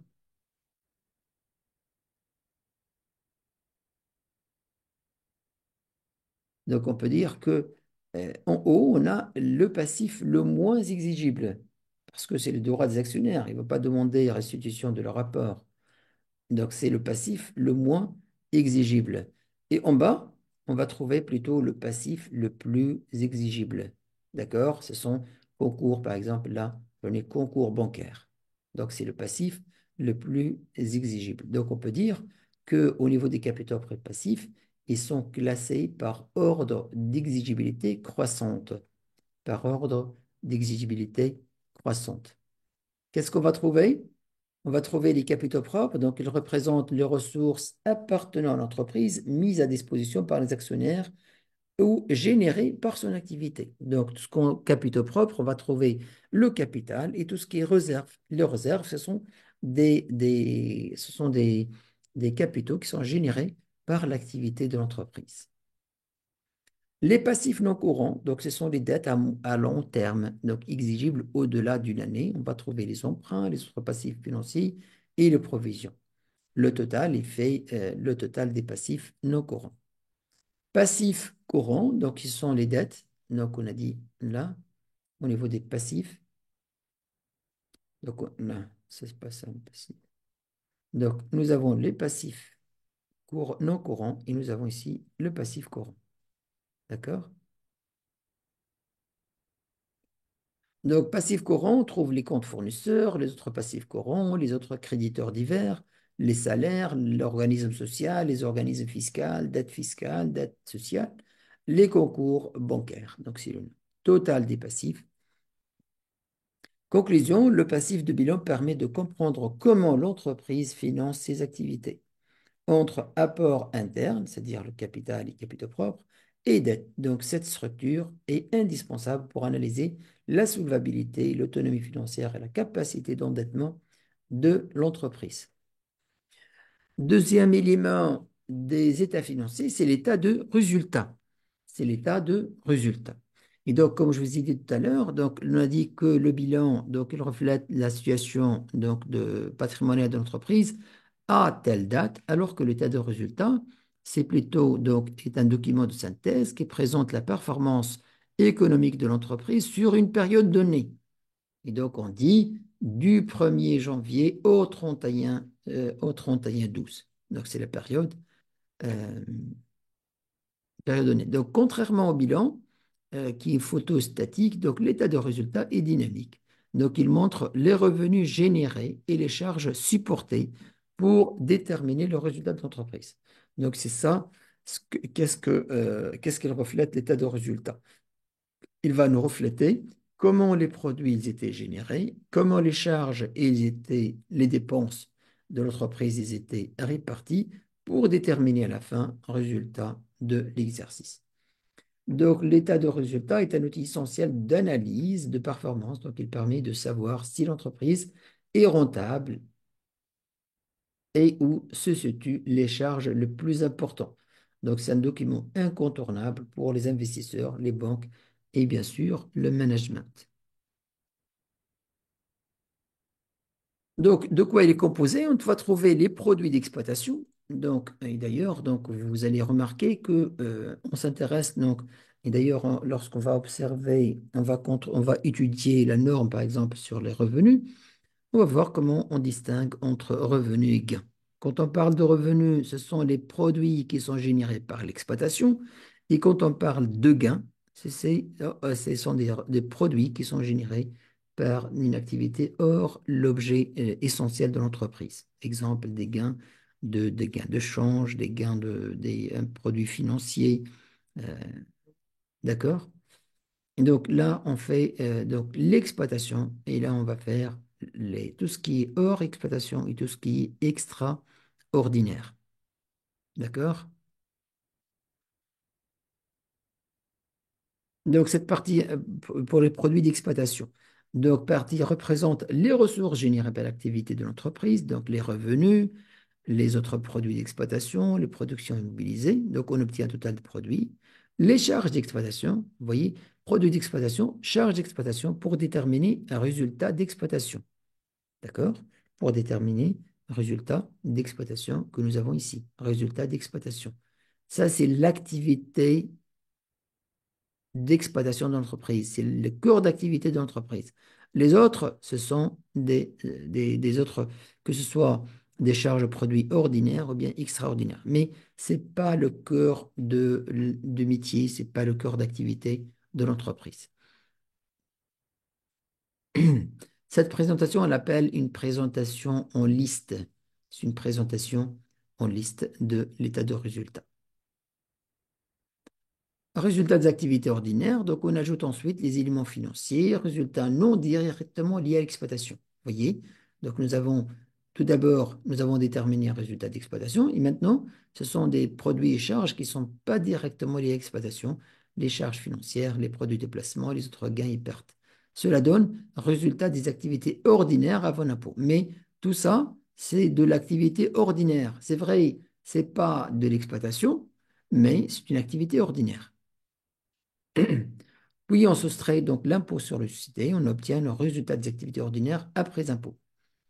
Éléments extraordinaires, donc c'est très important au niveau de l'état de résultat, parce que, en fait, si ces éléments qui sont extraordinaires, on va les mettre au niveau de l'exploitation, on va fausser l'analyse des investisseurs ou bien des managers. Donc, ils vont se dire que nous avons réalisé, et par la suite, par exemple, ils vont comparer cette année avec l'année prochaine, ils vont voir que le chiffre, il a baissé énormément, donc, mais réellement, il n'a pas baissé, mais ce qui a baissé, c'est que c'est l'élément extraordinaire qui a eu lieu donc l'année dernière. Mais au niveau des produits, au contraire, nous avons réalisé, au niveau de revenus, on a réalisé une croissance. D'accord? Mais c'est pourquoi, donc ces éléments extraordinaires, on va les mettre en bas, c'est-à-dire en dehors de l'exploitation, pour ne pas en avoir d'effet sur le plus important, c'est le résultat d'exploitation. L'analyste ou bien l'investisseur ou bien le manager, il s'intéresse essentiellement au résultat d'exploitation. Est-ce que l'exploitation est rentable ou non, indépendamment des éléments qui sont extraordinaires. D'accord? Donc, voilà, extraordinaire. Il s'agit ici des gains et pertes inhabituelles et non récurrentes, par exemple sinistre, cession d'un actif. Donc, après intégration, par exemple, nous avons cédé un actif, là, on a réalisé un plus-value extraordinaire. C'est double de résultat d'exploitation. Donc, si on va le présenter ici, on va fausser le résultat. Donc, on va donner une impression comme si le résultat d'exploitation réalise donc tout ce revenu-là. Mais réellement, non, en fait, le résultat d'exploitation, il a réalisé que l'un tiers et le deux tiers, il était réalisé d'une façon, par un élément extraordinaire, un gain de succession d'une mobilisation. D'accord? Quand il est là, on sait très bien que cet événement-là, ou bien ce produit-là, c'est un produit exceptionnel qui va toucher que cet exercice-là. D'accord? Alors que on compare avec le résultat d'exploitation d'une année à l'autre pour contrôler la croissance ou bien la décroissance de l'activité de l'entreprise. Vous savez très bien, le comptable, il ne doit pas se limiter à éditer des états financiers, il doit pouvoir les interpréter, il doit pouvoir les lire, les chiffres, et il va l'aider énormément dans la correction, dans la préparation des états financiers. Aussi, on va mettre l'effet d'une modification comptable. Aussi, ça, c'est très important pour que le produit, bien la charge, ne soit pas classé parmi les charges d'exploitation. C'est un événement exceptionnel, une modification comptable donc, qui a eu lieu. Troisième document constitutif des états financiers, c'est l'état de flux de trésorerie. L'état des flux de trésorerie. Aussi, l'état de flux de trésorerie, donc il est pour une période déterminée, c'est-à-dire du 1er au 31 décembre. Donc l'état de flux de trésorerie est un état financier crucial qui montre les entrées et les sorties de liquidités. Là, au niveau de l'état de flux de trésorerie, il ne montre pas que les entrées et sorties, mais il va défalquer, il va classer les entrées et sorties par type de provenance. C'est-à-dire, est-ce que les entrées et sorties, quelles sont les entrées et les sorties qui touchent l'exploitation de l'entreprise? Et c'est ça qui nous intéresse le plus. Quelles sont les entrées et les sorties qui proviennent d'activités d'investissement, que ce soit un investissement ou bien des investissements, c'est-à-dire une scission d'une mobilisation? Quels sont les flux qui proviennent plutôt d'activité de financement, c'est-à-dire donc, si nous avons obtenu donc, un nouveau prêt, ou bien nous avons remboursé donc, un prêt. Donc, on va trouver ces éléments au niveau de l'activité de financement. Donc, l'état de flux, elle va montrer les entrées et les sorties de liquidités sur une période donnée. Donc, il permet de comprendre comment l'entreprise génère et utilise sa trésorerie. Ça, c'est très important aussi au niveau de trésorerie de n'avoir défalqué entre activités d'investissement, de financement et d'exploitation pour voir vraiment, surtout, qu'est-ce que l'exploitation elle est en train de générer. Donc, cet état est structuré en trois grandes catégories de flux, exploitation, investissement, financement.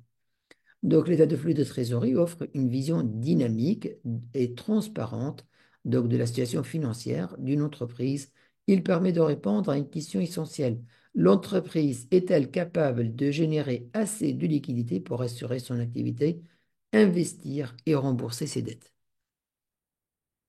Voilà comment il est composé. Flux de trésorerie lié à l'exploitation, flux de trésorerie lié à l'investissement, décaissement affecté à l'acquisition ou bien encaissement provenant d'une scission. Donc, flux lié à l'activité de financement, encaissement suite à d'émission d'actions, encaissement provenant donc d'emprunts, dividendes qui étaient distribués, remboursement d'emprunts. Et les autres éléments. Et là, tout en bas, on va trouver donc trésorerie de début, trésorerie de fin. Et donc, trésorerie de début, trésorerie de fin, on doit les comparer par la suite au bilan. On doit les comparer au bilan. Est-ce que ça correspond exactement ou non? Quatrième élément, quatrième composant des états financiers, les notes aux états financiers. Les notes aux états financiers, c'est une partie principale des états financiers. Donc, pourquoi c'est des notes aux états financiers? Les états financiers présentent une image chiffrée de la situation financière de l'entreprise. Bilan, état de résultat, état de flux de trésorerie. Cependant, ces chiffres ne parlent pas d'eux-mêmes. C'est pourquoi il est essentiel de les accompagner de notes explicatives. Par exemple, j'ai là, au niveau de l'état de résultat, revenu tel. Ou bien au niveau de bilan, j'en ai une immobilisation j'en ai par exemple une immobilisation pour une grande somme, ou bien les obligations financières, ou bien le stock, ou bien le compte de client, ou bien autre actif. D'accord? Donc là, j'en ai solde, un solde important. Et donc, comment je peux voir de détails? C'est dans les notes aux états financiers. D'accord? Dans les notes aux états financiers. Donc, c'est pourquoi il est essentiel de les accompagner des notes explicatives. Donc, ils font partie intégrante des états. Voilà. Vous voyez, les notes font partie intégrante des états financiers. On a parlé tout à l'heure, quand on a vu la structure des normes comptables, on a vu que chaque norme, elle va vous indiquer quel est le minimum d'informations à fournir donc, concernant cette norme. Donc, les notes sont donc indispensables pour donner du sens, de cohérence et d'intelligibilité accrue aux chiffres. L'objectif des notes. Les notes doivent tout d'abord, donc ça, ce que les objectifs et qu'est-ce qu'elles doivent fournir. Expliquer tout d'abord les bases retenues pour établir les états financiers, y compris les principes comptables qui étaient appliqués pour la transaction, les événements significatifs. Elle doit motiver en cas de non-respect de normes comptables tunisiennes, s'il y en a eu, afin de garantir la transparence. Et troisième élément le plus important, c'est de fournir les informations supplémentaires pertinente et utile à une présentation fidèle, même si elle ne figure pas directement dans le staff financier. Par exemple, au niveau des notes, au niveau des bilans, on ne va pas trouver les engagements hors bilan, mais au niveau des notes, on va les trouver. On va trouver les engagements qui ne peuvent pas être comptabilisés. D'accord? Mais au niveau des notes, on doit les indiquer. Donc, ce que les notes peuvent contenir, des détails sur les engagements hors bilan, les passifs éventuels, des précisions sur les variations significatives, toute information utile à la comparaison des états pour les parties prenantes. Conclusion. Donc, les notes aux états financiers ne sont pas simplement ne sont pas un simple complément, mais un outil d'interprétation indispensable. Donc, elles traduisent les choix comptables, exposent les engagements d'entreprise et assurent une meilleure transparence et comptabilité de l'information financière. Là, on a vu en fait ces états financiers, mais ça, juste rappel, mais on va les voir en détail. Donc, dans une séance, dans les dernières séances, on va vous les voir en détail et chacune de ces rubriques, quels sont les comptes à inclure. On va les voir en détail, tout ça. D'accord? D'ailleurs, donc, on a une partie dans la 14e séance, l'établissement des états financiers. Très bien. Donc, je vous ai ajouté aussi donc, quelles sont les fonctions Excel les plus utilisées par les comptables et fondamentalement à maîtriser. Ce sont les fonctions somme-ci, somme-ci ensemble, recherche veille et tableau croisé dynamique. Très important à maîtriser donc ces fonctions donc Excel qui sont très utilisées par les comptables. Maintenant, je vais vous en parler de dossiers permanents. Donc, vous savez, donc le comptable, en majorité des cas, vous trouvez dans les petites et moyennes sociétés, vous trouvez un comptable qui fait pratiquement tout. Donc, qui fait la comptabilité, qui détient les contrats, euh, et donc là, et qui détient les PV. Donc, vous allez trouver dans des sociétés que, quand je dis, par exemple, il n'y a pas de DAF, et donc le comptable qui fait tous ces travaux-là. Et donc, parmi les règles de bonne pratique pour un comptable, tant qu'il a assumé cette responsabilité, de disposer de ce qu'on appelle le dossier permanent. Parce que le comptable, dans ce cas-là, il sera sollicité par la direction. S'il vous plaît, donnez-moi le dernier PV de l'Assemblée, donnez-moi le contrat d'emprunt, donnez-moi le contrat de location, et ainsi de suite. Donnez-moi les statuts de l'entreprise, je veux une copie des statuts. Donc, il sera sollicité donc, tout le temps. Et donc, ça, c'est très important d'en avoir ce qu'on appelle le dossier permanent. Le dossier permanent d'une entreprise, également connu sous le nom fichier permanent, s'il est électronique, est un ensemble de documents essentiels et permanents qui contiennent donc des informations de base sur l'entreprise et qui sont conservées à long terme. Donc ce dossier-là, dossier permanent, il peut être aussi appelé fichier permanent si on en va scanner ces documents, il va les mettre en fichier. Et personnellement, je vous conseille de les mettre, certainement vous serez amené à utiliser les deux parce que dans une entreprise, on va trouver les statuts qui sont en papier, on va trouver les contrats qui sont en papier, on va trouver les PV des assemblées enregistrées qui sont en papier.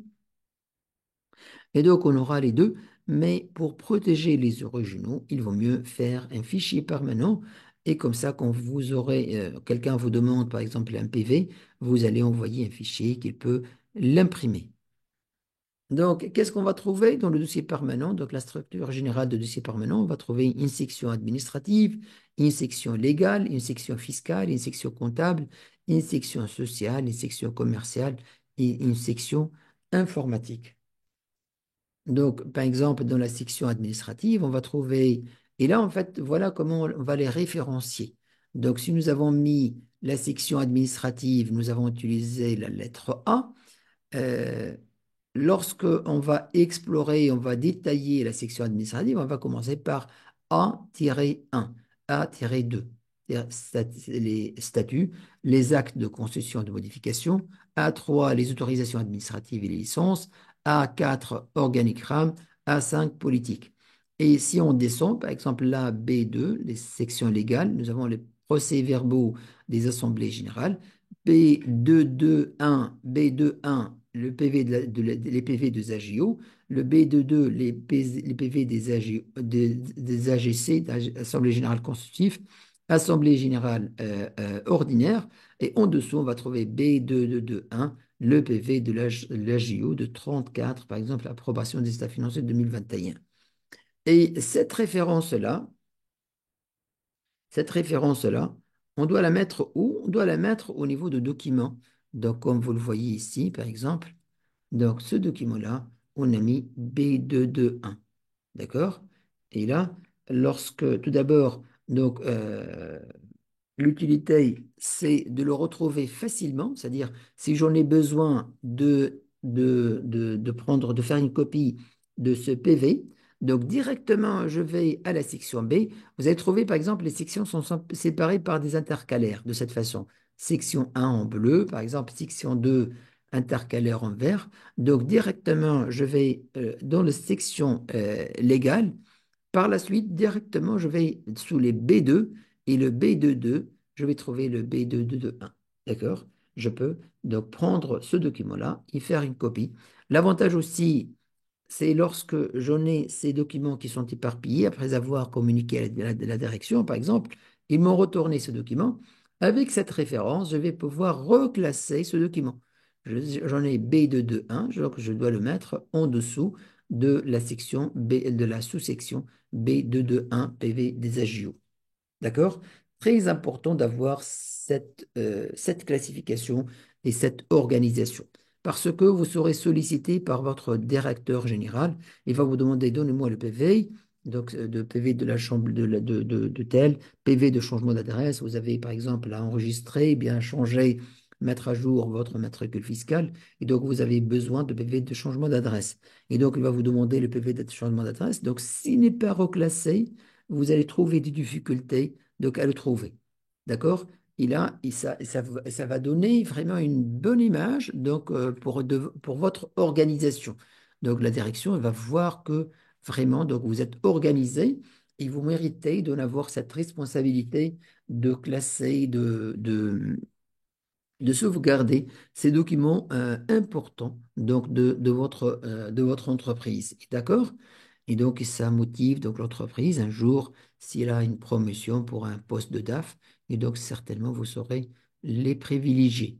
Alors que s'ils vont vous demander, donnez-moi le PV ou bien un registre de commerce ou bien un registre des actionnaires, et vous allez vous perdre. J'en sais pas où je l'ai classé, je n'ai pas, non, j'en ai pas, j'ai oublié où je l'ai classé, ou bien vous restez une journée à la recherche de ce document parce qu'il est classé n'importe où. Donc là, ce sera vraiment très mal vu par votre direction et peut vous dire que vous-même, vous méritez même pas de n'avoir cette responsabilité importante de gérer ces documents de l'entreprise. D'accord? Donc, c'est très important de procéder à cette classification de ces documents permanents de l'entreprise. D'accord? Par exemple, là, vous allez trouver les, avec les sections légales, on a par exemple les contrats et conventions importantes. J'ai le contrat de loyer. Donc certainement, le manager il va demander un jour, amenez-moi le contrat de loyer pour vérifier tel ou tel, ou bien pour faire le renouvellement. D'accord? Un document de propriété intellectuelle, par exemple, d'un brevet ou d'une marque qui a été enregistré, les correspondances juridiques, les sections fiscales, par exemple, tout ce qui est avis d'imposition, les correspondances avec l'administration fiscale. Il ne faut pas que ce soit jeté, soit pas que ce soit éparpillé. Donc, j'ai donc un document là où je classe toutes ces correspondances fiscales. Et comme je vous dis surtout, c'est que dans la majorité des sociétés, on ne va pas trouver de service juridique, on ne va pas trouver un DAF. Et donc, le comptable, il va tout faire. Et donc, c'est très important que le comptable soit aussi très organisé. Et ça, c'est une qualité indispensable pour le comptable. Donc, un comptable qui n'est pas organisé, qui ne sait pas reclasser ce document, il va trouver pas mal de problèmes. Donc, chaque fois où on a besoin de pièces justificatives, il va trouver des difficultés à la fournir.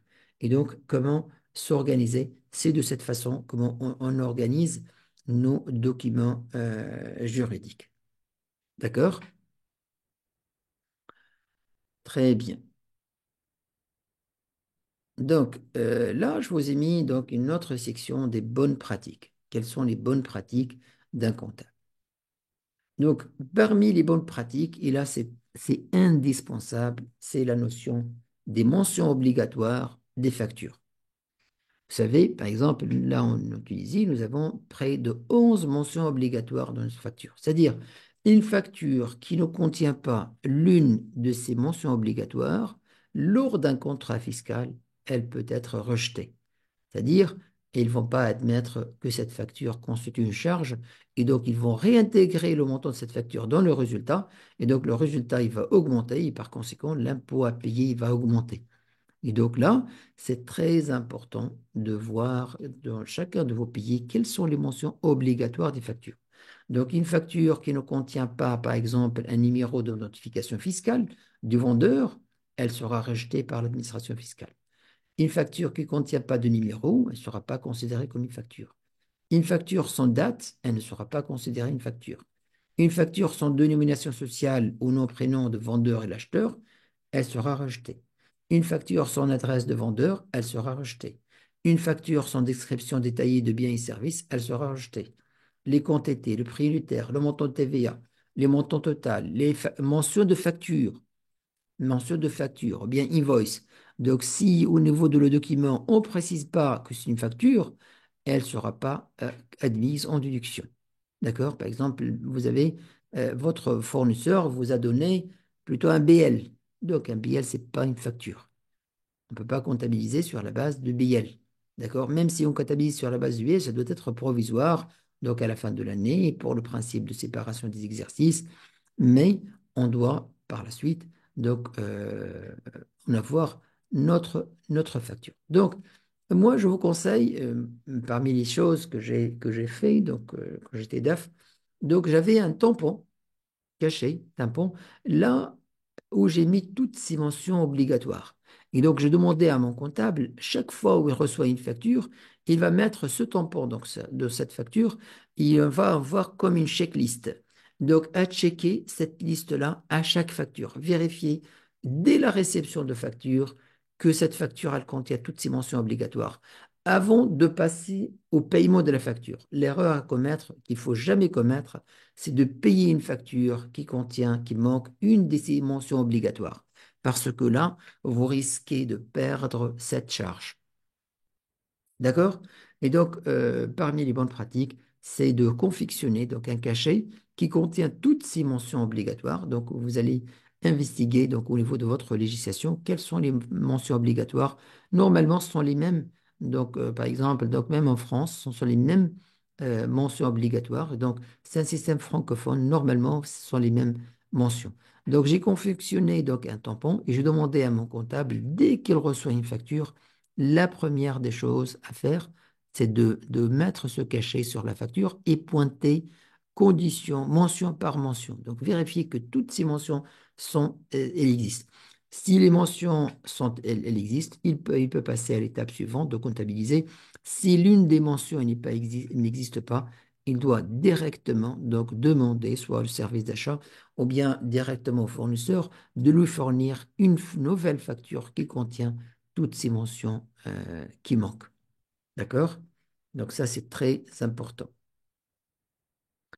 Aussi, au niveau des bonnes pratiques, nous avons là, par exemple, le tampon, donc de comptabiliser ça à mettre sur la facture chaque fois.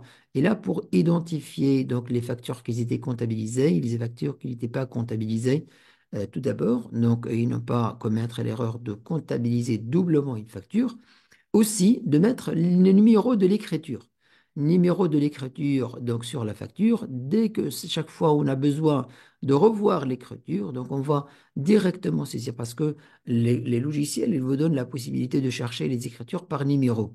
Et donc, quand vous mettez le numéro de l'écriture, numéro de saisie sur la facture, si vous voulez revoir donc la facture, ou bien demain, le commissaire au compte, il veut revoir donc l'écriture, comment il était passé, il peut directement à partir de la facture, il trouve le numéro, il fait la recherche dans le logiciel. Aussi, pour éviter problème de double paiement, par exemple, et ça, je parle d'une société qui n'a pas un système de RP, de contrôle et ainsi de suite, et donc le comptable qui fait tout ça. Donc aussi, dès que vous payez une facture, vous mettez ce tampon, payez-le pour éviter la double comptabilisation, le double paiement, surtout lorsque la comptabilité n'est pas à jour. En fait, le paiement double, le double paiement d'une facture, donc, il se manifeste essentiellement pour les sociétés qui n'ont pas une comptabilité à jour. Parce que, normalement, un comptable, avant d'éditer donc le chèque ou bien la traite ou bien le paiement d'une facture, il va vérifier au niveau de la comptabilité est-ce que ce compte, cette facture, elle était payée ou pas, lettrée ou non pas lettrée. Mais si il a de retard au niveau de la comptabilité, au moins pour éviter ce risque de double paiement, Dès qu'il paye une facture, il met ce cachet-là, payez-le, avec le type de paiement, chèque, numéro, virement, espèce et numéro de l'écriture. Et numéro de l'écriture. Aussi, comme bonne pratique, si vous recevez par exemple plusieurs factures, dont par exemple le fournisseur il vous envoie une facture en deux exemplaires. Là, vous devez distinguer par exemple l'original de copie. D'accord? L'original du copie pour ne pas commettre aussi l'erreur de comptabiliser les deux exemplaires. Et donc, vous saurez par la suite vous tromper, par exemple, de payer doublement. Donc, c'est cette facture. Voilà, donc on a terminé pour cette séance, qui est une séance d'introduction. La prochaine fois, on va commencer donc avec les immobilisations. Est-ce que vous avez des questions ou bien c'est-à-dire des choses que vous voulez en savoir donc avec plus de détails? Je suis à votre disposition. Donc, vas-y, je vous écoute. Si vous avez des questions, je vous écoute. Aussi, si vous aurez des questions, par exemple, donc après la lecture, ou bien après avoir donc revu donc ce vidéo, donc vous pouvez m'envoyer donc vos préoccupations par mail. Donc je vous écoute, je suis à votre disposition si vous avez des questions concernant la formation ou bien des questions concernant cette séance. Donc je suis là pour vous répondre. À votre écoute. Allô? Oui, Bonsoir, Monsieur Tariq, c'est Daniel. bonsoir Daniel. Ok, merci pour le déroulé de la formation. Pas de quoi? Ok, donc à travers ce déroulé, j'ai vu un peu des points de nuance me concernant. Je crois qu'avec cette introduction, je vais plus ou moins essayer de corriger ces imperfections. Comme on Excellent. le dit toujours, comme on le dit, le thème même de la formation nous dit, hein, maîtriser la comptabilité. Et puis bon, d'ailleurs, on finit pas d'apprendre. Et je tenais encore à vous dire merci. Voilà. Maintenant, Avec plaisir. pas une préoccupation, c'est concernant le Oui, cachet relatif aux différentes mentions. On a vu le tampon oui, pour les factures comptabilisées. oui. Maintenant, c'est comment est-ce qu'est constitué ce cachet, vu qu'il y a plusieurs libellés. Est-ce que c'est un cachet qui contient, parce que au fait, je veux voir au moins la modélisation, comment se constitue ce Oui, cachet. en Vu qu'au fait, niveau du tampon comptabilisé, il n'y a pas de souci.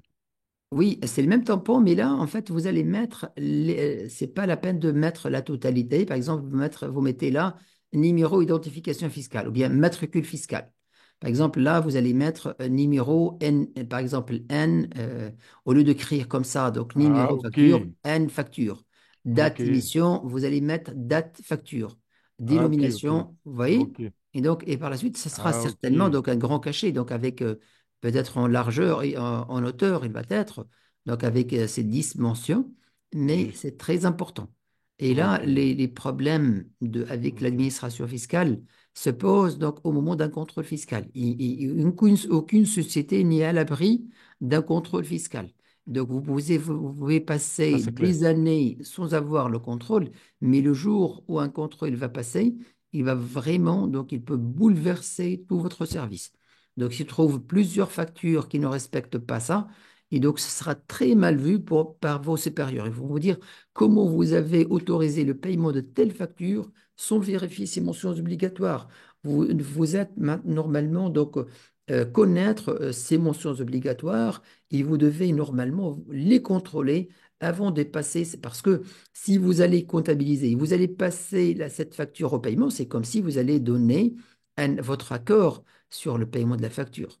Et donc, c'est très important cette opération. Et comme je dis, ce sont des choses, des détails qu'il est connu par les sociétés qui ont vraiment subi le contrôle fiscal. D'accord, le contrôle fiscal. Parce que le contrôle fiscal, il va vraiment, donc, il va jamais le contrôleur fiscal, il va sortir comme ça sans trouver quelque chose. D'accord? Et donc, Ça c'est clair. et donc, si directement il va voir, quand il va voir la première facture, et il va voir votre cachet sur la première facture, et là, vous avez pointu donc pointé toutes ces mentions qu'elles existent. Est-ce qu'il va continuer à faire ce contrôle? Il ne va pas le continuer. Il va vous dire, voilà, Ça, c'est c'est une clair. société très organisée, c'est une société donc a un contrôle interne très puissant, donc c'est pas la peine de prendre cette piste-là. Je vais chercher une autre piste. Sinon, OK. il va parcourir la majorité des factures et donc vous allez voir donc avec des montants quand il va contrôler par exemple 3 années, donc il va trouver par exemple chaque année avec tel montant, il va recalculer ce montant, il va calculer l'impôt, il va vous calculer des pénalités de retard pour le non-paiement. Et donc, ça sera un montant très important. Et donc, Ça, la c'est clair. meilleure des choses, vous êtes un comptable organisé, je vais faire passer une facture pour le paiement, sauf si j'en ai une certitude que cette facture, elle contient toutes les mentions obligatoires et j'aurai pas de casse-tête et de problème par la suite avec l'administration fiscale. D'accord? OK, ça marche. Ça Voilà. marche. Donc, vous le faites avec miniature. Donc, vous essayez de le réduiser. Donc, certainement, il ne va pas prendre toute cette forme-là, mais mettez de façon que vous compreniez exactement qu'est-ce qu'il faut Justement, la contrôler. codification. Voilà, exactement. Exactement. OK, ça marche. Très bien. Merci. Excellent. Y a-t-il d'autres questions?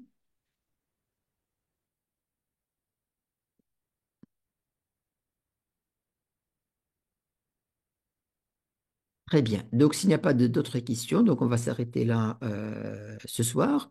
Je vous remercie une autre fois donc pour d'être là ce soir et d'avoir choisi cette formation. Donc, je vous envoyais donc au plus tard demain matin cette présentation ainsi que le lien de la vidéo donc pour pouvoir la visualiser une autre fois si vous en avez besoin. Toujours, je suis à votre disposition si vous avez des questions, de préoccupations.